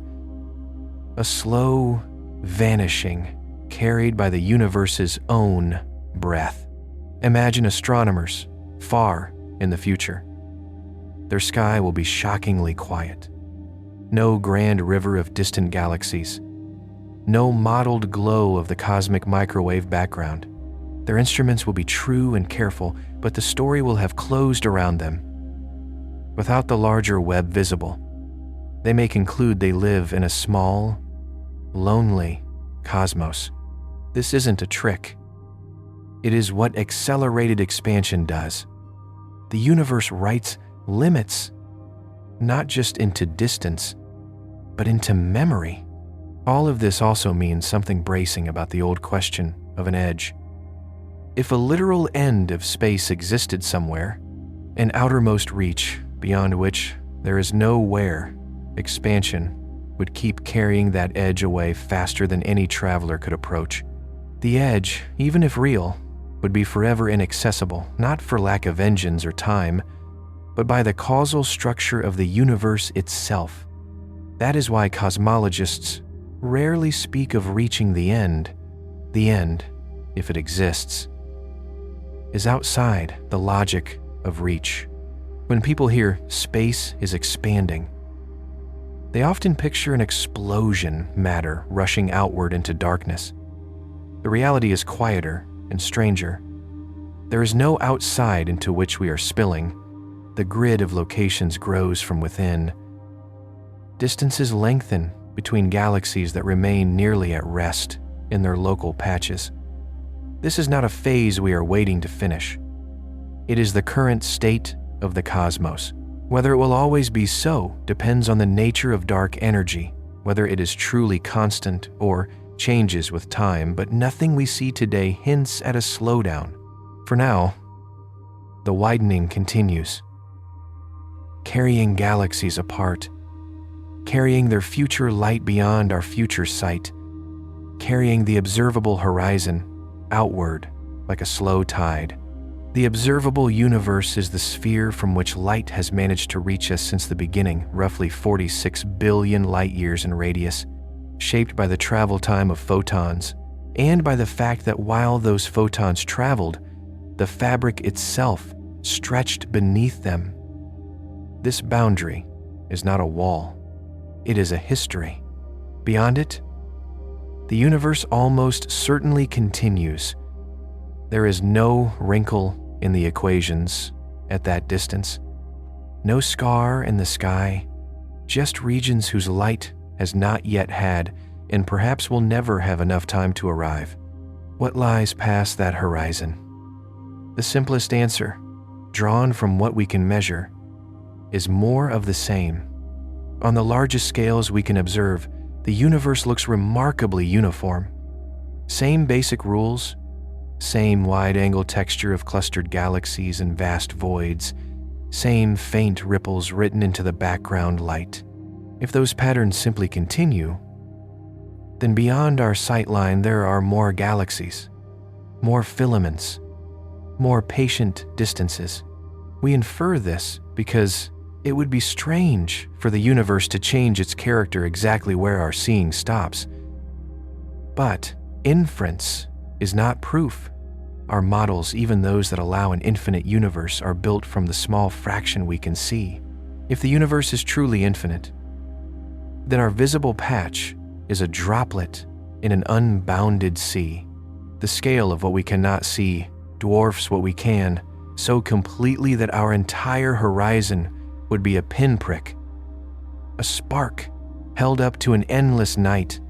If instead the universe is finite but unbounded, looping back on itself in a way that hides the loop beyond our current reach, then what we see is still only a part of the whole, and the part is simply too small to reveal the curve. In both cases, our knowledge is a lantern in fog. The fog is not failure, it is the nature of living inside the thing you measure. There is no signal faster than light, no tunnel through a higher space, no clever triangulation that can pull information from regions causally severed from us. What happens beyond the event horizon is not just practically hidden, it is fundamentally disconnected, that can feel isolating. But it is as true for every galaxy as it is for ours. Each world is the center of its own observable sphere. Some spheres overlap, others never will. In a universe that expands, you don't need an edge to be confined. You only need time. Even so, we can eavesdrop on the past. We read the faint pattern of the cosmic microwave background, the cooled echo of an early fire, and learn about conditions that prevailed everywhere when the universe was young. We map the distribution of galaxies and watch how gravity and expansion compete to sculpt structure. From nearby clues, we infer faraway truths. The simplest reading is that the universe beyond our horizon resembles what we see. Large-scale homogeneity, near-flat geometry, familiar physics, but there is no law compelling this. Perhaps just out of reach, space bends sharply. Perhaps constants drift. Perhaps regions exist where the rules bloom into something new. If they do, we may never know. Some theories, especially those involving cosmic inflation, suggest that our observable bubble might be one of many, each a separate domain with its own details, each born from a restless, early expansion. In such a multiverse, other bubbles could be forever elsewhere, not merely far, but causally unreachable, sealed away by the same accelerated growth that separates distant galaxies within our own. Whether or not such domains exist, the lesson for us is the same. The edge of what we can know is not a shoreline to be stepped across, but a horizon set by time and expansion. So what, then, lies beyond? Perhaps everything you can imagine, perhaps much the same, perhaps nothing we have words for. What we do know is gentler and more grounded. Space does not end where sight ends. The edge of the observable universe is not the edge of the universe. It is the boundary of our conversation with it. The rest keeps its counsel, carried outward on a widening breath, while we listen to the light that still arrives and let it teach us what it can. If this feels solemn, let it also feel peaceful.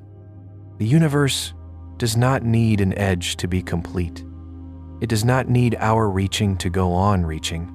It expands, and in that expansion it writes a rhythm, distances lengthening like a slow tide, horizons drifting like sleep. We live within that rhythm. We watch galaxies slide towards silence. We hold our small island of stars, and we learn to read the quiet, a cosmos whose most profound boundaries are not walls in space, but limits in time, soft edges made of light and patience, and the long, unfolding breath of everything. The cosmos continues. And as it does, it offers a quiet lesson. Wherever we are, however far we look, we are surrounded by more distance, more time, more mystery. In most things we touch, there is a middle to name, a room with a midpoint, a city with a downtown, a tree with a trunk where the branches begin. So when we hear Big Bang, it's natural to picture a spark in a single spot, an explosion in space, and galaxies flying outward like embers from a firework. If there was an explosion, we think there must be a center. But that picture is a trick of habit. It puts the universe inside something, as if space were a stage built first and the play began at one end of it. The Big Bang was not an explosion in space. It was the expansion of space, not a reshuffling of matter inside a box, but a change in the box itself, the fabric that holds everything. There is no center because space itself was born in that event, not filled, but created. The expansion didn't start from one place and move outward. It happened everywhere, at once. Every point moved away from every other point. Not because something pushed them, but because the between grew. In that sense, there was no origin location, only an origin moment. This is why every observer, anywhere, sees the universe receding in all directions, as if they were standing at the center. From Earth, galaxies stream outward. From a distant galaxy, we stream outward. No vantage is privileged. The expansion looks the same from each. That symmetry can feel like a puzzle until we recognize what it is. Not a statement about where we sit, but about how we see. Each of us lives at the center of our observable universe, the sphere of light that has had time to reach us. It's a center of perspective, not a center of reality. Our maps reveal this bias. Telescopes gather photons from all directions. The data arrives here, so our charts put us in the middle. If we observed from another galaxy, the map would redraw itself with that galaxy at the center. The same pattern of recession, the same web of structure, the same cosmic background glow. The center is a viewpoint. The universe needs none. This isn't easy to internalize, because daily life is built from fixed axes up and down, left and right, near and far. A ball crosses a room along a definite path. A clock ticks forward on a single track. But on cosmic scales, direction loses its anchor. Movement becomes expansion. Time becomes a coordinate stitched into space-time, not a river flowing outside it. Ask, where did the Big Bang happen? And the nearest honest answer is everywhere. Ask, what came before? And you step onto uncertain ground, because time as we know it begins with the event we're asking to proceed. Models that speak of earlier phases, cycles, bounces, collisions may push the question back, but they do not restore an absolute center. They keep the same principle. Space expands within itself, not from a point in and elsewhere. Observations back this up. The cosmic microwave background, the dim afterglow of the hot early universe, looks nearly the same in every direction. No central hotspot, no cosmic arrow pointing from here. It's tiny, even ripples are the fingerprints of a universe that was smoothed and stretched when it was young. That smoothing is part of inflation. The idea that space ballooned faster than light in its first fractions of a second, a speed limit that applies to things in space, not to space itself. Inflation irons out wrinkles making the large-scale universe homogeneous, much the same place to place, and isotropic, much the same in every direction. It explains why the sky looks uniform and also why answers grow quieter when we ask what lies beyond what we can see. If there is no center, how do we describe the shape? We stop chasing origins and start reading relationships. How distances behave, how light bends, whether straight lines stay straight or finally meet, whether space loops back on itself or runs open forever. Geometry and topology replace middle and edge with subtler questions. Does space have curvature? Does it connect to itself? Do paths return? In these questions, the need for a center evaporates. A loop has none. A sphere's surface has none. Every point is as central as any other because central is no longer a useful idea. This can feel disorienting. We want a place to plant a flag, but you don't need a cosmic coordinate to be grounded. The laws of physics hold wherever you stand. The galaxies still move. The measurements still matter. The stories written in light still arrive. The point of view you occupy here, now, is enough to learn the grammar of everything. The center was never where you were. It was how you were looking. Let that go, and a cleaner picture comes into focus. In that clearer view, the Big Bang stops being a firework and becomes a birthday not of matter alone, but of space-time itself. The expansion ceases to be outgoing debris and becomes the ongoing widening of the cloth. The question, where is the middle, softens into, how does it all hold together? And then the earlier threads we followed return and weave in, nearly flat geometry on the largest scales, no sign of a boundary, horizons set by time, not by walls, the possibility of a universe that is finite yet edgeless, or infinite yet rule-bound. None of these require a center. All require only a fabric and the rules that guide its stretch. Even the word "we" settles differently in this light. We are not at the hub of a wheel. We are nodes in a web, each wrapped in our own sphere of light, each sphere overlapping with others in a vast, expanding tapestry. From any one node, the pattern looks the same at a great enough height, the way a forest becomes texture from the air. That sameness is not a dismissal of our place, but an invitation. The laws are universal, so our local truths are cosmic truths too. And perhaps that is the comfort waiting behind the strangeness. You do not need the universe to point at you for your life to have a center.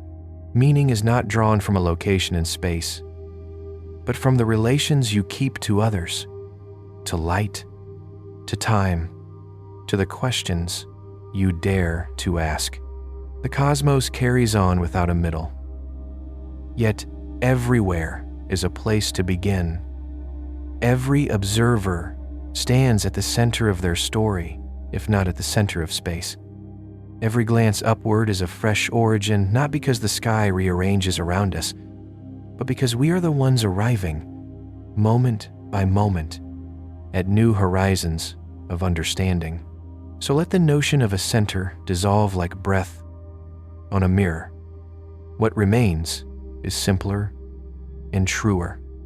A universe with no privileged point, expanding gently and everywhere. A map that redraws itself wherever you stand. A sky that looks the same from distant shores, because its rules are steady and shared. In that steadiness, the questions take their proper shape. Not, where is the middle? But, How does the fabric flow? Not where did it begin, but what does the beginning mean when time and space begin together? Not why here, but what can we learn from here? The cosmos continues, and so do we, centered not in position, but in attention, anchored not by a place, but by wonder. Not where did the universe begin, but how. Not where it ends, but whether it does. Not where we sit in the whole, but what the whole is and how it behaves. Those shifts nudge us toward infinity, not as a chalk mark on a blackboard, but as a landscape you could walk into, breathe in, move through. Infinity here is not a slogan or a party trick. It's a possible description of space itself. If there is no center, no edge, and the fabric runs on in all directions, then forever stops being metaphor and becomes geometry. Infinity sounds remote, like a word that belongs to symbols more than starlight. Yet in cosmology, it appears everywhere. In equations that model distances, in maps of galaxy clustering, in our best fits to the cosmic microwave background. The odd question is the simplest one. If space is infinite, what does that really mean? Not in theory, but in reality. Stand still in thought and let the world around you extend without stopping. No walls, no rim, no looping return, only more space, unending in every direction. That is one consistent picture if the universe is truly flat and the topology does not fold back on itself. Current measurements, ripples in the background light, the way galaxies arrange on the largest scales suggest a geometry that is flat or so close that any curvature hides below our precision. In such a cosmos, with a straightforward topology, there is no total volume to count up, no outside to press against. Our observable sphere is just a lit patch in a field with no fence, a region brightened by the time light has had to reach us since the beginning. In an infinite universe, direction has no limit, in distance has no final page. You could, in principle, choose a heading and keep going forever, never circling back by geometry's trick, never meeting a last marker. You would still meet delays. The expansion of space widens the road.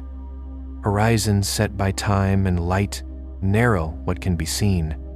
But the coordinate grid, the quiet lattice of where things are, does not run out.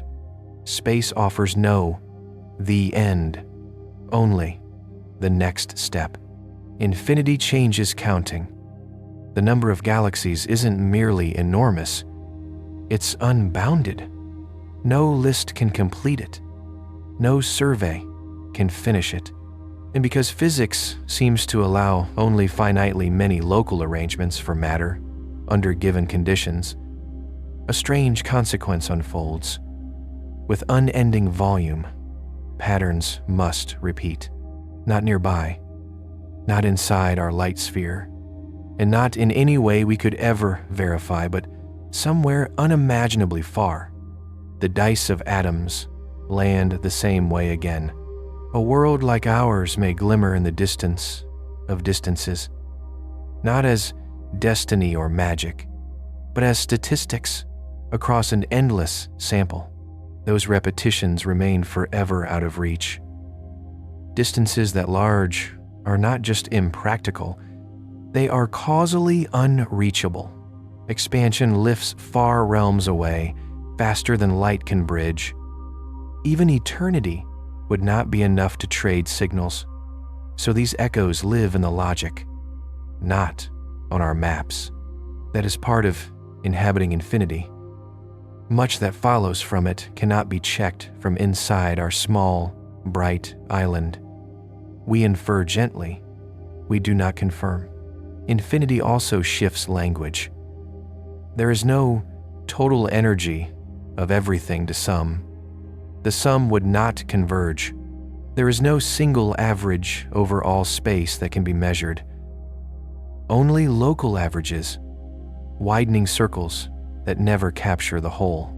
We remain provincial by necessity, reading the universe from neighborhoods of light and time. That limitation isn't failure. It's a rule of the game. In an unbounded world, rules matter more than borders. This does not mean a frictionless path through emptiness. Gravity still threads the dark with structure. Filaments and walls of galaxies cross the deep. Clusters gather and let go. Travel long enough and you will pass through countless histories, nurseries of stars, deserts of void, echoes of collisions. Yet, none of that amounts to a limit on space itself. Obstacles are not edges. Encounters are not ends. Infinity is not a place to arrive. It is the absence of arrival. Notice how this softens old questions. How big is the universe? Becomes, how does it behave at every scale we can touch? What's at the edge dissolves into, what are the horizons set by light and time? Where is the middle?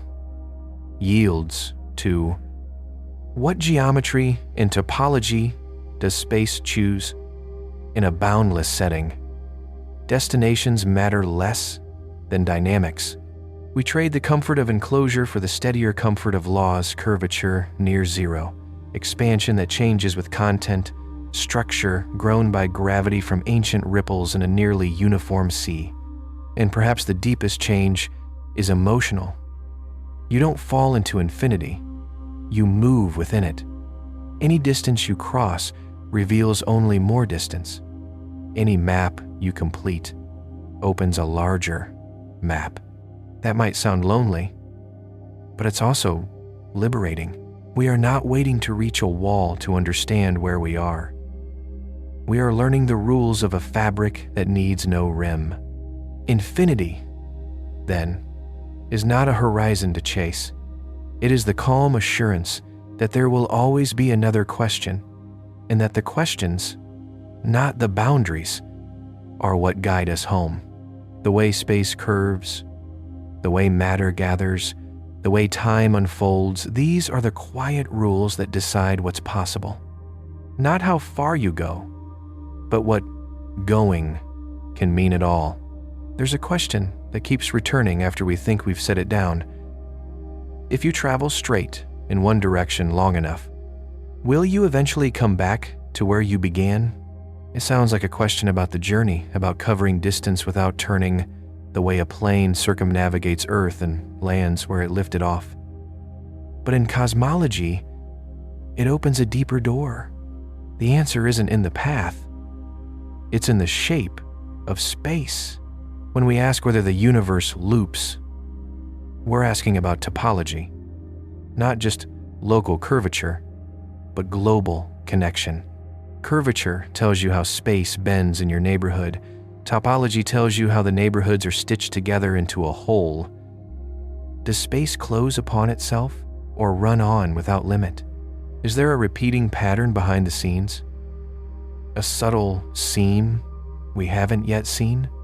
On the largest scales we can measure, space looks flat.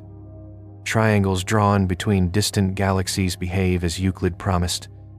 Light travels straight unless gravity bends it. But flat doesn't settle the matter.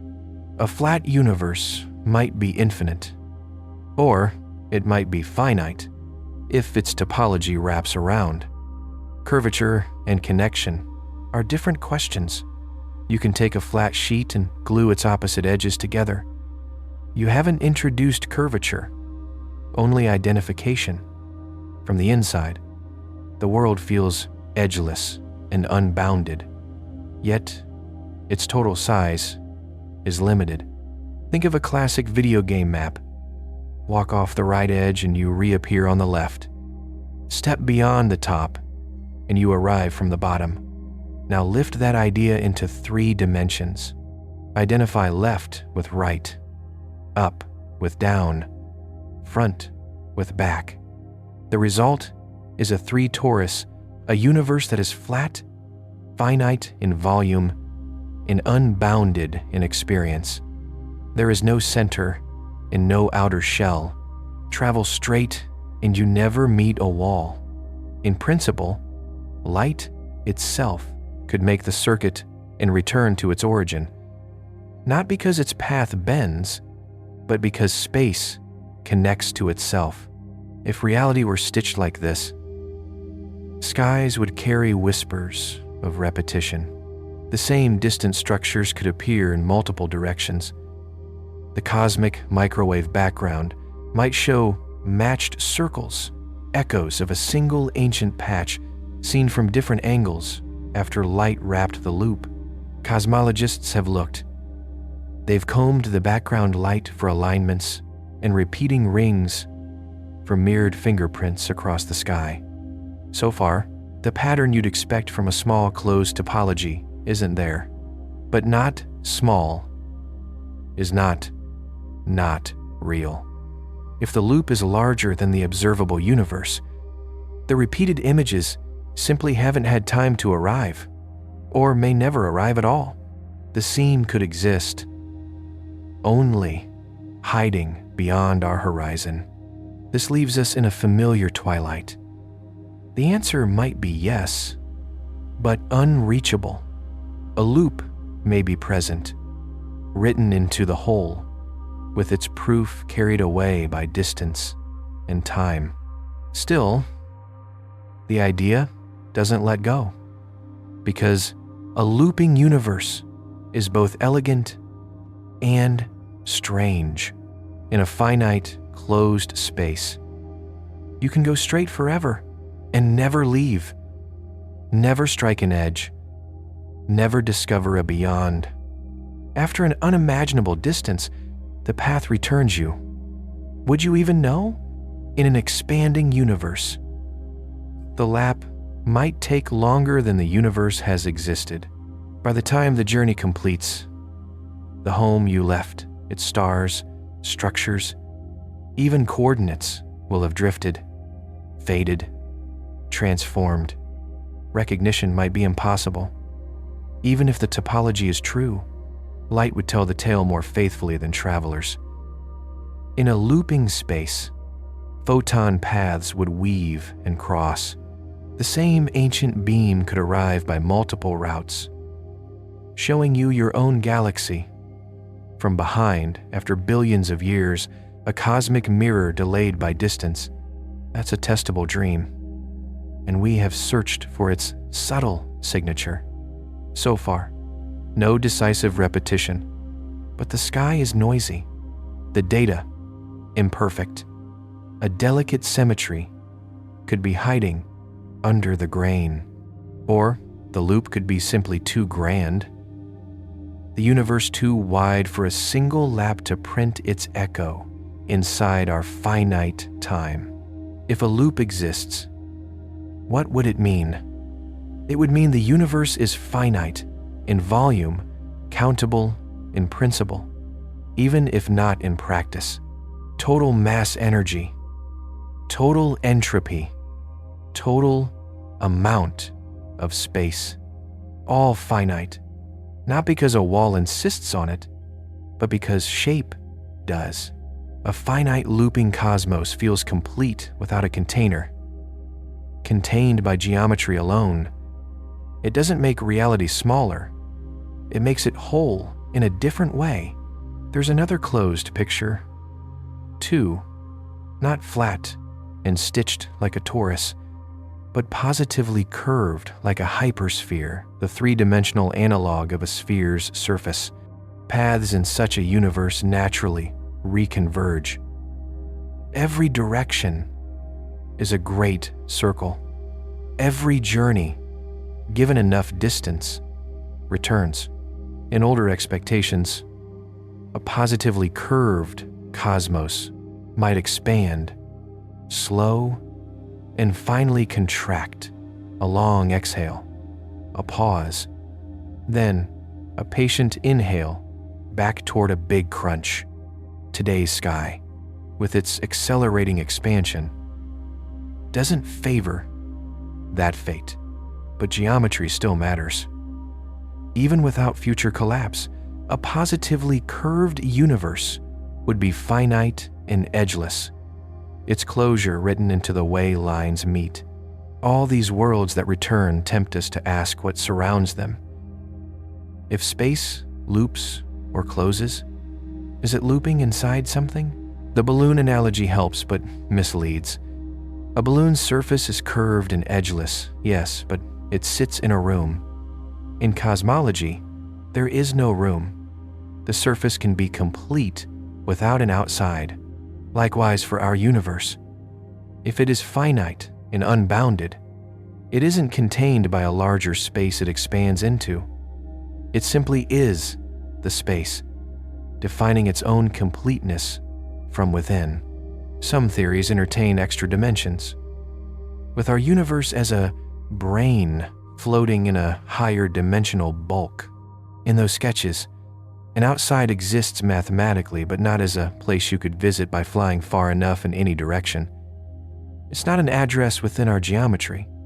It obeys other rules. These ideas solve some puzzles and create others. They remain unconfirmed until a clear, testable imprint appears. The simplest working picture is austere and beautiful. The universe has no outside, not empty space beyond, not blackness, but no place at all, because place requires space. That's an uncomfortable thought at first. We're trained by rooms with walls, books with margins, roads with shoulders. When we ask, what's beyond the universe? We are smuggling in the assumption that there must be a beyond. But take away space and time and distance, and there is nothing left to stand in, nothing left to be outside of, no context to hold the question. It isn't that there's a hidden wall. It's that the idea of a wall doesn't apply. So the most honest answer we can give, for now, is quiet. Whether the universe is finite or infinite, looping or open, it is self-contained. It does not expand into a larger place. It expands within itself by changing what distance means between things. If there is a loop, it is part of the fabric, not a thread tied to a frame. If there is no loop and space runs forever, that forever does not require a beyond. This reframes our curiosity. Instead of asking what lies outside, we ask how this structure arose. Instead of hunting a border, we study the principles that make space and time emerge. We try to read the initial conditions, the early ripples frozen into the background light, the way matter congealed into filaments, the balance of contents that sets the pace of expansion. Those origin questions pull us inward, toward the beginning, and touch the deepest uncertainty of all. If space and time began, does before have meaning? If it does, what could it possibly mean? And if it doesn't, how do we describe a birth with no earlier? Here is where the road returns to feeling rather than picture. Whether the universe loops back or runs on, whether it is a torus quietly sown or a hypersphere softly closing, whether extra dimensions are there or not, edges are not the language this cosmos prefers. Its grammar is connection, how paths meet, how light travels, how distances add, how the whole holds together without a rim. The wonder is not at a fence we cannot find, but at a fabric that needs none. So if you set off in thought tonight, one step, then another, always forward, know this: you may never reach an edge. You may never confirm a return. But every mile reveals the rule of the road a little more clearly. And perhaps that is the truest loop of all. Questions curving back into better questions. Curiosity, returning you changed to where you began, without ever needing a wall to turn you around. When we think of edges, we picture places. A fence at the yard's limit, a shoreline where the ocean folds into land, a wall at the end of a quiet hall. But time, too, invites the question of edges not as fences we can touch, but as beginnings and endings. The first breath, the last tick. One of humanity's oldest questions sits here, very still. Did time begin? And if it did, what came before? Our days suggest a line, one we ride without pause, always forward, never back. It feels natural to imagine that line stretching forever both ways. Yet our best reading of the cosmos says otherwise. Time, as we know it, seems to have a starting moment, about 13.8 billion years ago. The universe changed state, not an explosion in space, but the expansion of space itself. Matter condensed.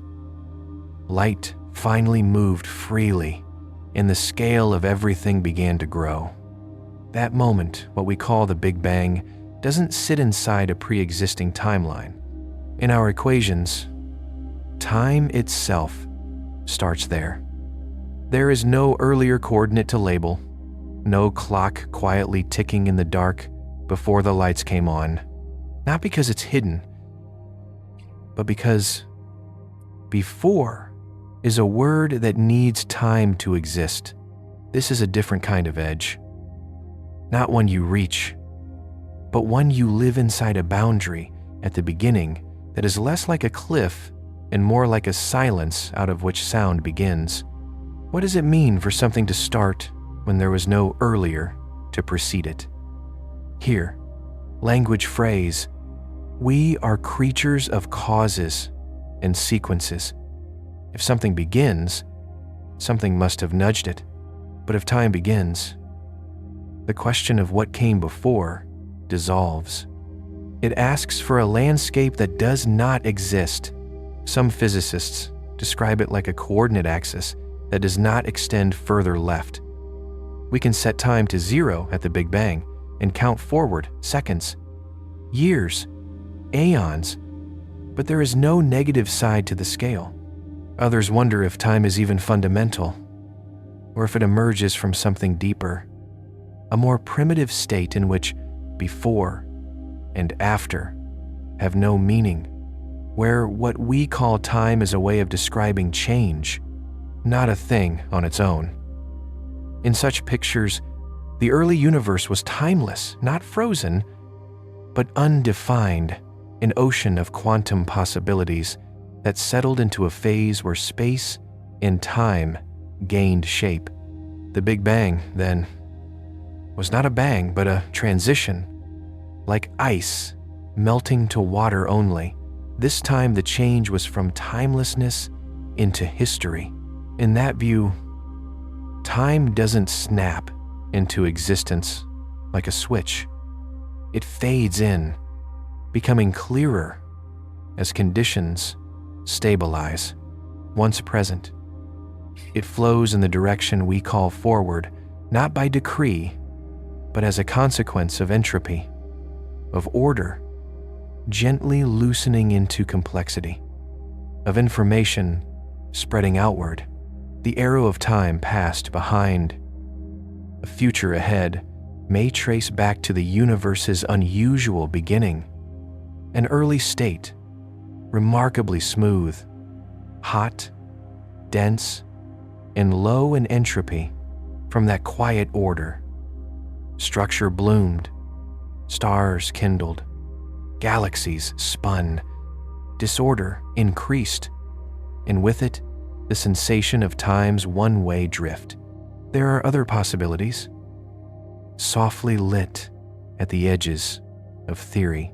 In bounce scenarios, a previous cosmos contracts before ours expands. There is a before, but it belongs to a larger rhythm, not to our clock. In cyclical models, time may form a grand loop, not like the hands of a wall clock, but the way a path on a curved surface can bring you home after an unimaginable walk. None of these ideas is proven. Each tries, in its own way, to answer a riddle that feels almost grammatical.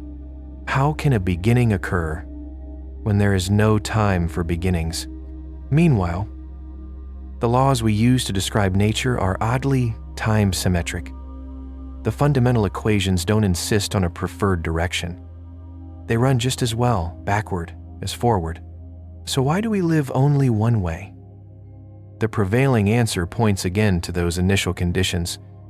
The cosmos started in a state that made the growth of entropy overwhelmingly likely. From that seed, the arrow of time unfurled. Had the seed been different, our experience might have been different too. Perhaps no arrow at all. Perhaps no sense of passing. Only a landscape of relations without a river to carry them. All of this returns us to the edge of time with gentler eyes. The beginning may not be a hard corner, but a rounded seam where our theories lose their footing, where singularities appear in the math and the story we're telling stops applying. That is not failure. It's a reminder that time is part of what we're explaining, not a platform we stand on to do the explaining. Ask too far before, and the question evaporates. Not because the truth is hidden behind a curtain, but because the stage itself has not yet been built. Imagine, instead, a well with no up or down inside it. Only stillness. From that stillness, time rises like water. First a hush, then a trickle, then a stream wide enough to carry stars and thoughts. When the flow begins, cause and effect find their footing. Particles trace paths. Light gains direction. Expansion learns its rhythm. The edge was not a wall. It was a threshold, and thresholds are crossed, not struck. Some models soften even that threshold further. They round off the beginning so the universe never squeezes to an infinitely sharp point. Time curves into being without a cliff, no final brick, just a limit to how far we can faithfully extrapolate backward. On one side of that limit, our descriptions sing.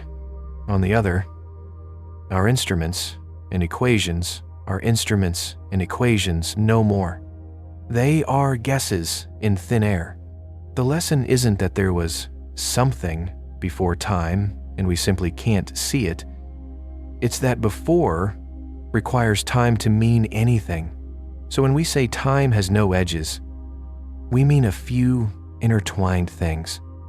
It may have no before, because before is part of what begins. It may have no final end. If expansion and entropy run on without reversal, and it may not be a line at all, but a shape, more subtle, something we glimpse only in profiles. The rise of structure, the drift of heat, the widening of possibility. Whatever time truly is, we are inside. It carried forward on a current that started not somewhere, but somehow. If the universe has no outside, and time has no before, perhaps the edges we most need to loosen are not of where or when, but of imagination. We can allow beginnings that are thresholds, not sparks. Allow ends that are horizons, not walls.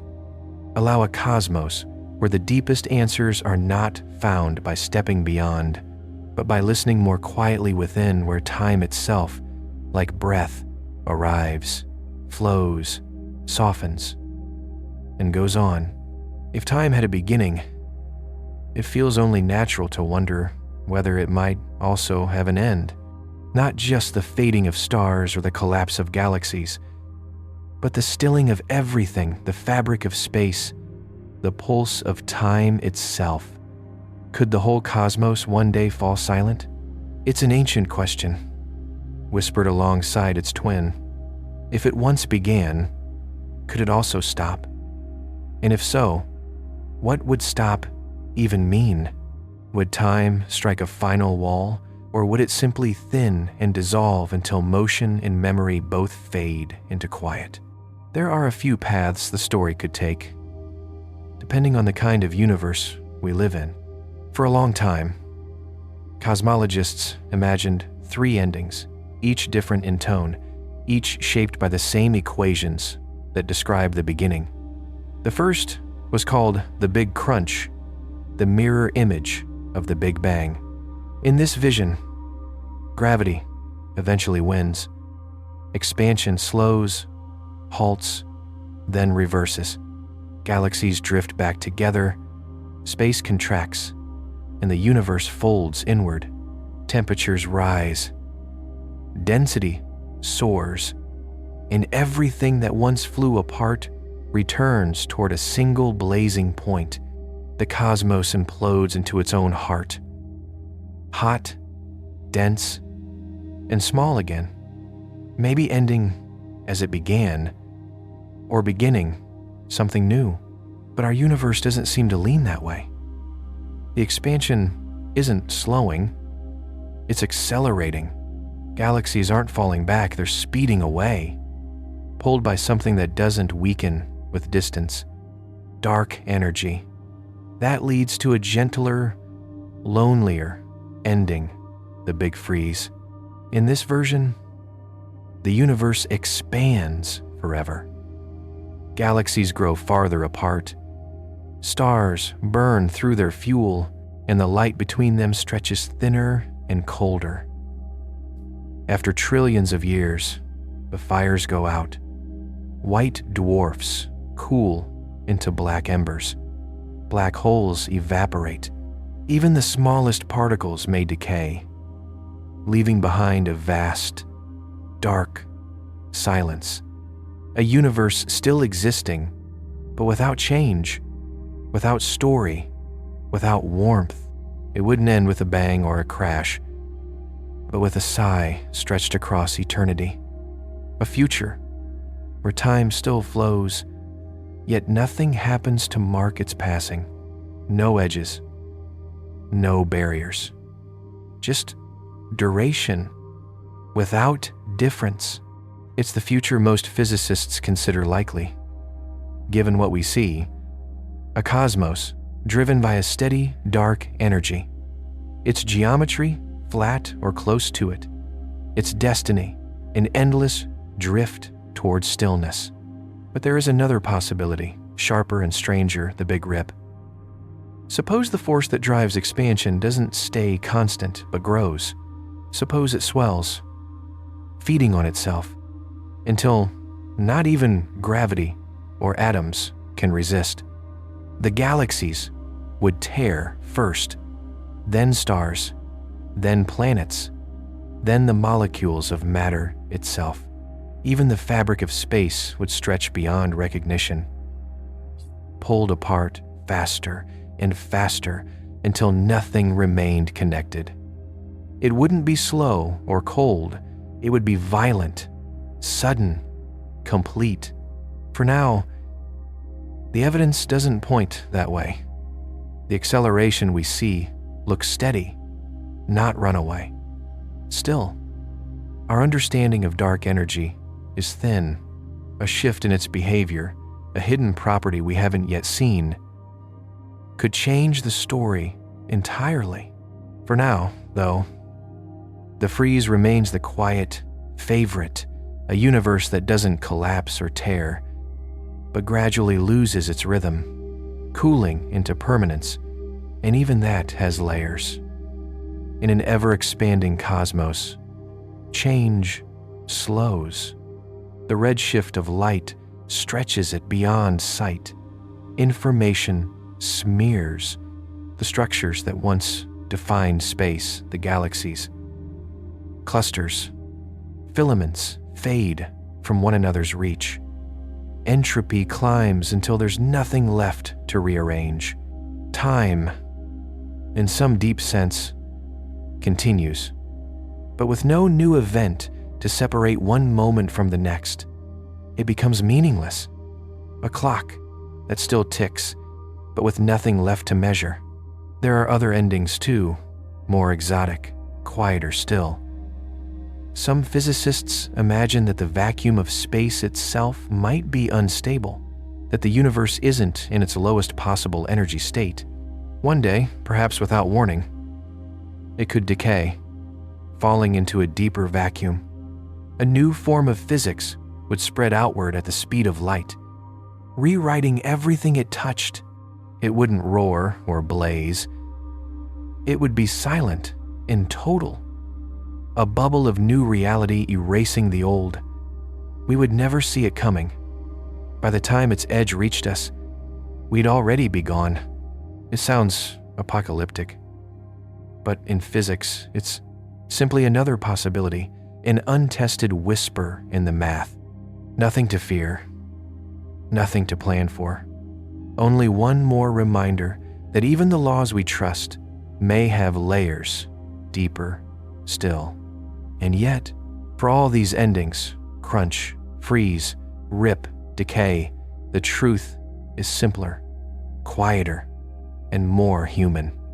The universe hasn't ended, not yet.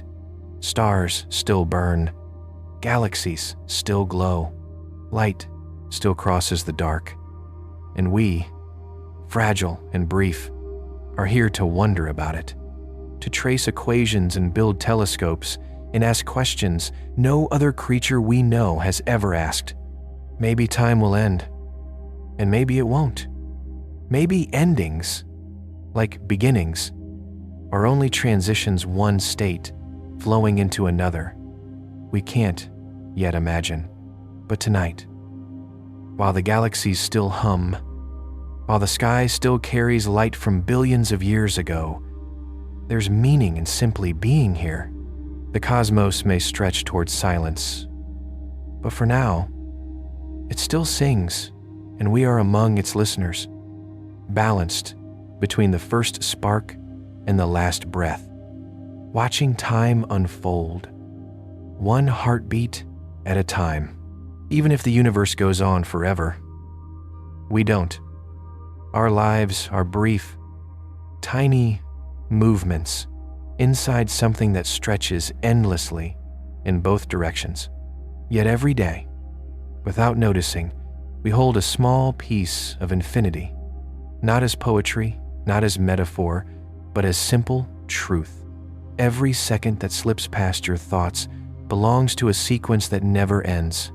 Every line you draw, every step you take, rests inside a continuum that can divide forever. Between this moment and the next, there's always another moment waiting, smaller, finer, invisible, but there. You don't have to travel beyond galaxies to touch the infinite. It's already here, woven through the ordinary, humming softly beneath everything you do. Think about a simple pencil line. It looks solid, contained, but in mathematics, you can cut that line in half forever. Each half can be halved again. There's always another middle, another smaller distance. You never reach the last piece. The infinite hides inside what feels complete. Time is the same way. The ticking of a clock doesn't show you time itself, it only marks intervals. Between those ticks lies a boundless sea of instants. Time flows, not in steps, but in continuity. An unbroken river we can never hold, only notice in ripples. Every moment you live is a doorway that never closes, because there's always another just beyond it. Infinity isn't a distant ocean, it's the water we're already swimming in. A single breath of air contains more particles than you could count in a lifetime. A single grain of sand holds enough atoms to outnumber every word ever spoken. We live surrounded by numbers that stretch past comprehension, and yet we call them ordinary. Even the smallest spaces contain unending depth. The infinite isn't elsewhere, it's here, disguised as simplicity. The desk in front of you, the air on your skin, the flicker of light through your eyelashes, each one carries an uncountable complexity that never stops dividing. And still, we talk about finite things. A room, an hour, a life. But those finites only exist because the infinite allows them to. A length is built from infinite points. A second contains infinite fractions. A single shape depends on an endless network of invisible relationships between curves and angles. You can't measure without touching infinity. You can't define without slicing something boundless into pieces small enough to name.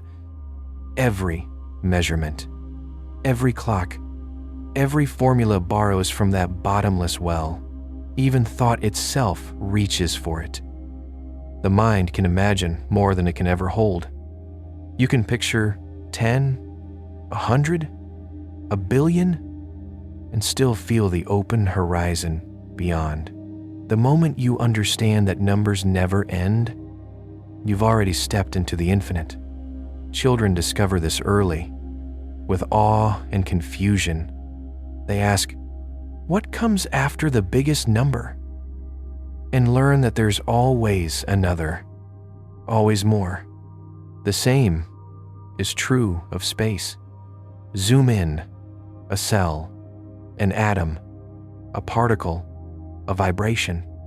No end in sight. Physics hints at a possible floor, the Planck length, a smallest describable scale. But even that might be only a limit of language, not a true boundary of reality. If there is no smallest piece, then the infinite isn't out there in the stars, it's right here, beneath your fingertips. It lives in the grain of wood, in the pulse behind your wrist. Every pattern you trace, every second you breathe, sits inside an unending structure. You can't step outside it, because it defines what stepping means. When you draw a circle, you use pi, a number that goes on forever. When you calculate a speed, you divide continuous distance by continuous time. The infinity isn't theoretical, it's operational. You use it every time you move. At some point, that realization flips the question. Instead of asking where infinity is, you start to wonder how finiteness can exist at all. How can something be complete inside something that never ends? Maybe that's why the great questions pull at us so powerfully. We're not just curious about the universe, we're seeing its pattern mirrored in ourselves. The endlessness of space, the continuity of time, the infinite potential inside a single thought.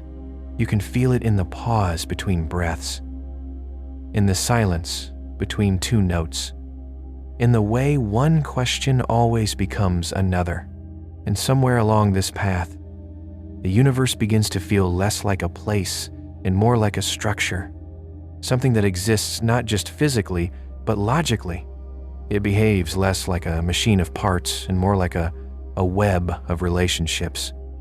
Matter, energy, time, and space, these might not be the foundation, but the consequences. Beneath them might lie something simpler, stranger, rules. Mathematics offers the first clue. We didn't invent numbers. We discovered them. Their relationships, their balance, their beauty existed long before anyone could name them. 2 + 2 = 4 before there were tongues to say it. The truths of geometry, the harmony of equations, these are not creations. They're glimpses, of something deeper. And the more we study the universe, the more it seems to echo those same laws. The cosmos doesn't just follow mathematical order, it is mathematical order, expressed as reality. Physics reveals that pattern again and again. The same symmetries that define particles define forces. The same equations that govern motion govern curvature, energy, and time. Everywhere. Structure. Everywhere. Logic. The universe doesn't behave as if it follows rules. It behaves because it follows them. That's not coincidence. It's identity. The rules are the thing. The universe is not just matter moving, it's relationships unfolding. In that light, reality begins to look less like a mechanism and more like a computation, a vast process of relationships expressing themselves. Information, not substance. Patterns, not objects. What we call matter might just be what happens when information behaves in certain ways, when logic condenses into form. Even space-time itself may not be fundamental. Some theories suggest it emerges a property that appears when enough information interacts, like temperature emerging from countless atoms in motion. Time and space, then, could be the large-scale melody of deeper, quieter notes. This idea, called the mathematical universe hypothesis by some physicists, suggests that reality doesn't merely follow math. It is math that every consistent mathematical structure exists in some form, and that our universe is simply one that happens to support stability, complexity, and life. Others prefer a simpler phrasing. The universe is information. What we see as particles and energy are just bits of state, yes or no, here or there, entangled in infinite patterns. From that perspective, the cosmos is a kind of thought, not because it's imagined, but because it behaves like something that could be expressed as logic. A thought doesn't need a thinker. It only needs rules, structure, and time to unfold. The universe might be the physical shadow of a mathematical truth playing itself out, one possible solution among infinite others. And maybe that's why we can understand it at all. Because we're part of it, made from the same logic, the same relationships, the same rules. When we write equations that describe galaxies, or calculate orbits that match the sky, we're not translating an alien code. We're remembering something already inside us. The universe isn't an object we observe from outside, it's a structure we're woven into. When you see it that way, the great questions soften. Where does it end? Becomes less urgent. What's outside becomes less necessary. Because if the universe defines its own frame, then it doesn't need a beyond. It is self-contained, not infinite because it holds everything, but infinite because it never stops unfolding. And if all of this sounds abstract, maybe it's meant to. The infinite was never meant to be seen all at once. It was meant to be felt in the stillness of a moment, in the arc of a thought, in the quiet realization that you, too, are part of this endless structure. Not beside it, not above it, but within it, a pattern among patterns, a fleeting expression of an infinite whole, watching itself unfold, one breath at a time, even after hearing, again and again, that the universe may have no edge. The feeling doesn't always fade.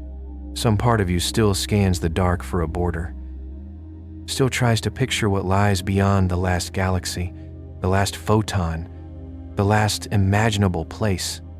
It isn't only curiosity, it's something in the way we're built, an instinct that things should stop, that every path must reach a gate.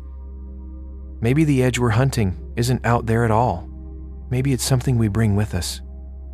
A quiet template shaping how we think about the world and about ourselves. Most of life is local. We move through rooms, across streets, between towns.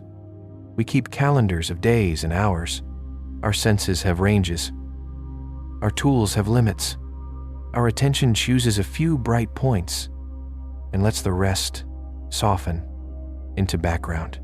So even while we speak of unbounded space and limitless time, our minds are tuned for limits. We plan, we sort, we name, we draw lines because they help us live. They tell us where one thing ends and another begins. But when we lift that same habit toward the cosmos, it starts to slip. Space offers no clean rim. Time shows no final bell. Models that trace the web of galaxies don't pause at a last star. They continue and continue and continue still. The difficulty isn't only the size, it's the strangeness.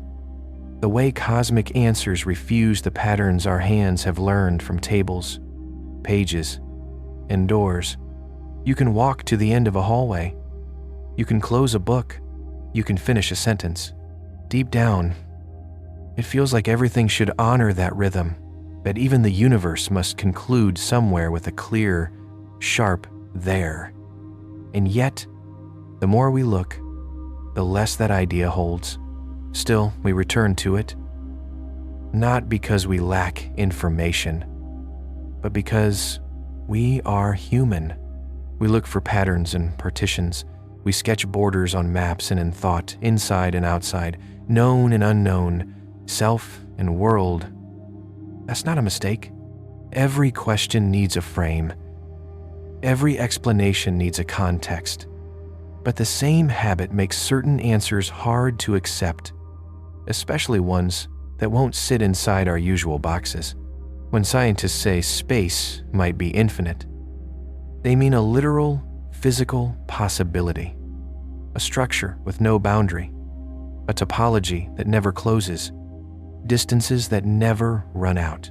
You can understand that with your mind and still feel your heart search for the wall. It shows up in how we think about time. We ask what came before the Big Bang, even if the best answer says that before may not apply. We ask what lies outside the universe, even if outside belongs to a vocabulary that presumes a container. Those questions are not failures. They are steps. And steps are honest. We always ask from somewhere within a perspective, behind a pair of eyes, using a clock and a ruler that are part of the very thing we're trying to grasp. Observations begin in frames. It's no wonder the questions do too. So the work is not to stop asking, but to notice the lens we carry when we ask, how big is the universe? And expect a number with units. When we ask, what's beyond? And expect a location. When we ask, when did time begin? And expect a moment that came before. These are good questions, only tuned to boundaries that might not exist. Seeing that clearly doesn't end the conversation. It refines it. The question becomes less about where the universe ends and more about how its parts connect. Less about before and after. More about how time arises from conditions. Less about borders. More about structure. In that shift, something loosens. The need for a final stop begins to fade, not because we solved it, but because we stepped gently beyond it. The shape of the question changes. Certainty doesn't arrive. Clarity does. Not clarity about your coordinates on a cosmic map, but clarity about the relationship between your questions and the frames that formed them. The search doesn't end. It gets quieter. The night is still vast, but it stops asking you to fence it. Rest there for a moment. You don't have to know the answers to feel the outline of the asking.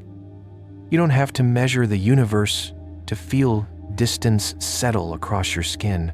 You don't have to solve time to feel it pass in a sigh. Right now, wherever you are, space gathers around you. Without edge and without center, you are not beside it. You are within it, listening to a stillness so wide it holds every sound you've ever heard. If infinity once felt cold and unreachable, notice how often it appears in small, local ways. The curve of your hand, the migration of a thought, the uncounted moments between now and sleep. You've been holding infinity all along without straining for it, breath to breath, step to step, heartbeat to heartbeat. The cosmos is vast, yes, but the pathways into it are tender and near. So if your eyes are heavy now, if your mind has slowed to a soft tide, you can let yourself drift. The universe won't hinge on your attention. It will continue to expand, or not.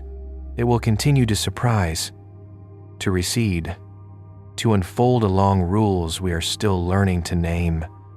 The questions will remain, patient as stars.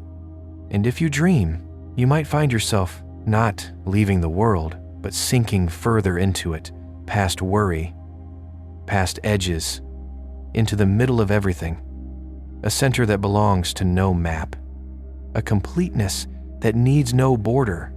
When you wake, the questions will still be out there, and in here, they will wait without judgment.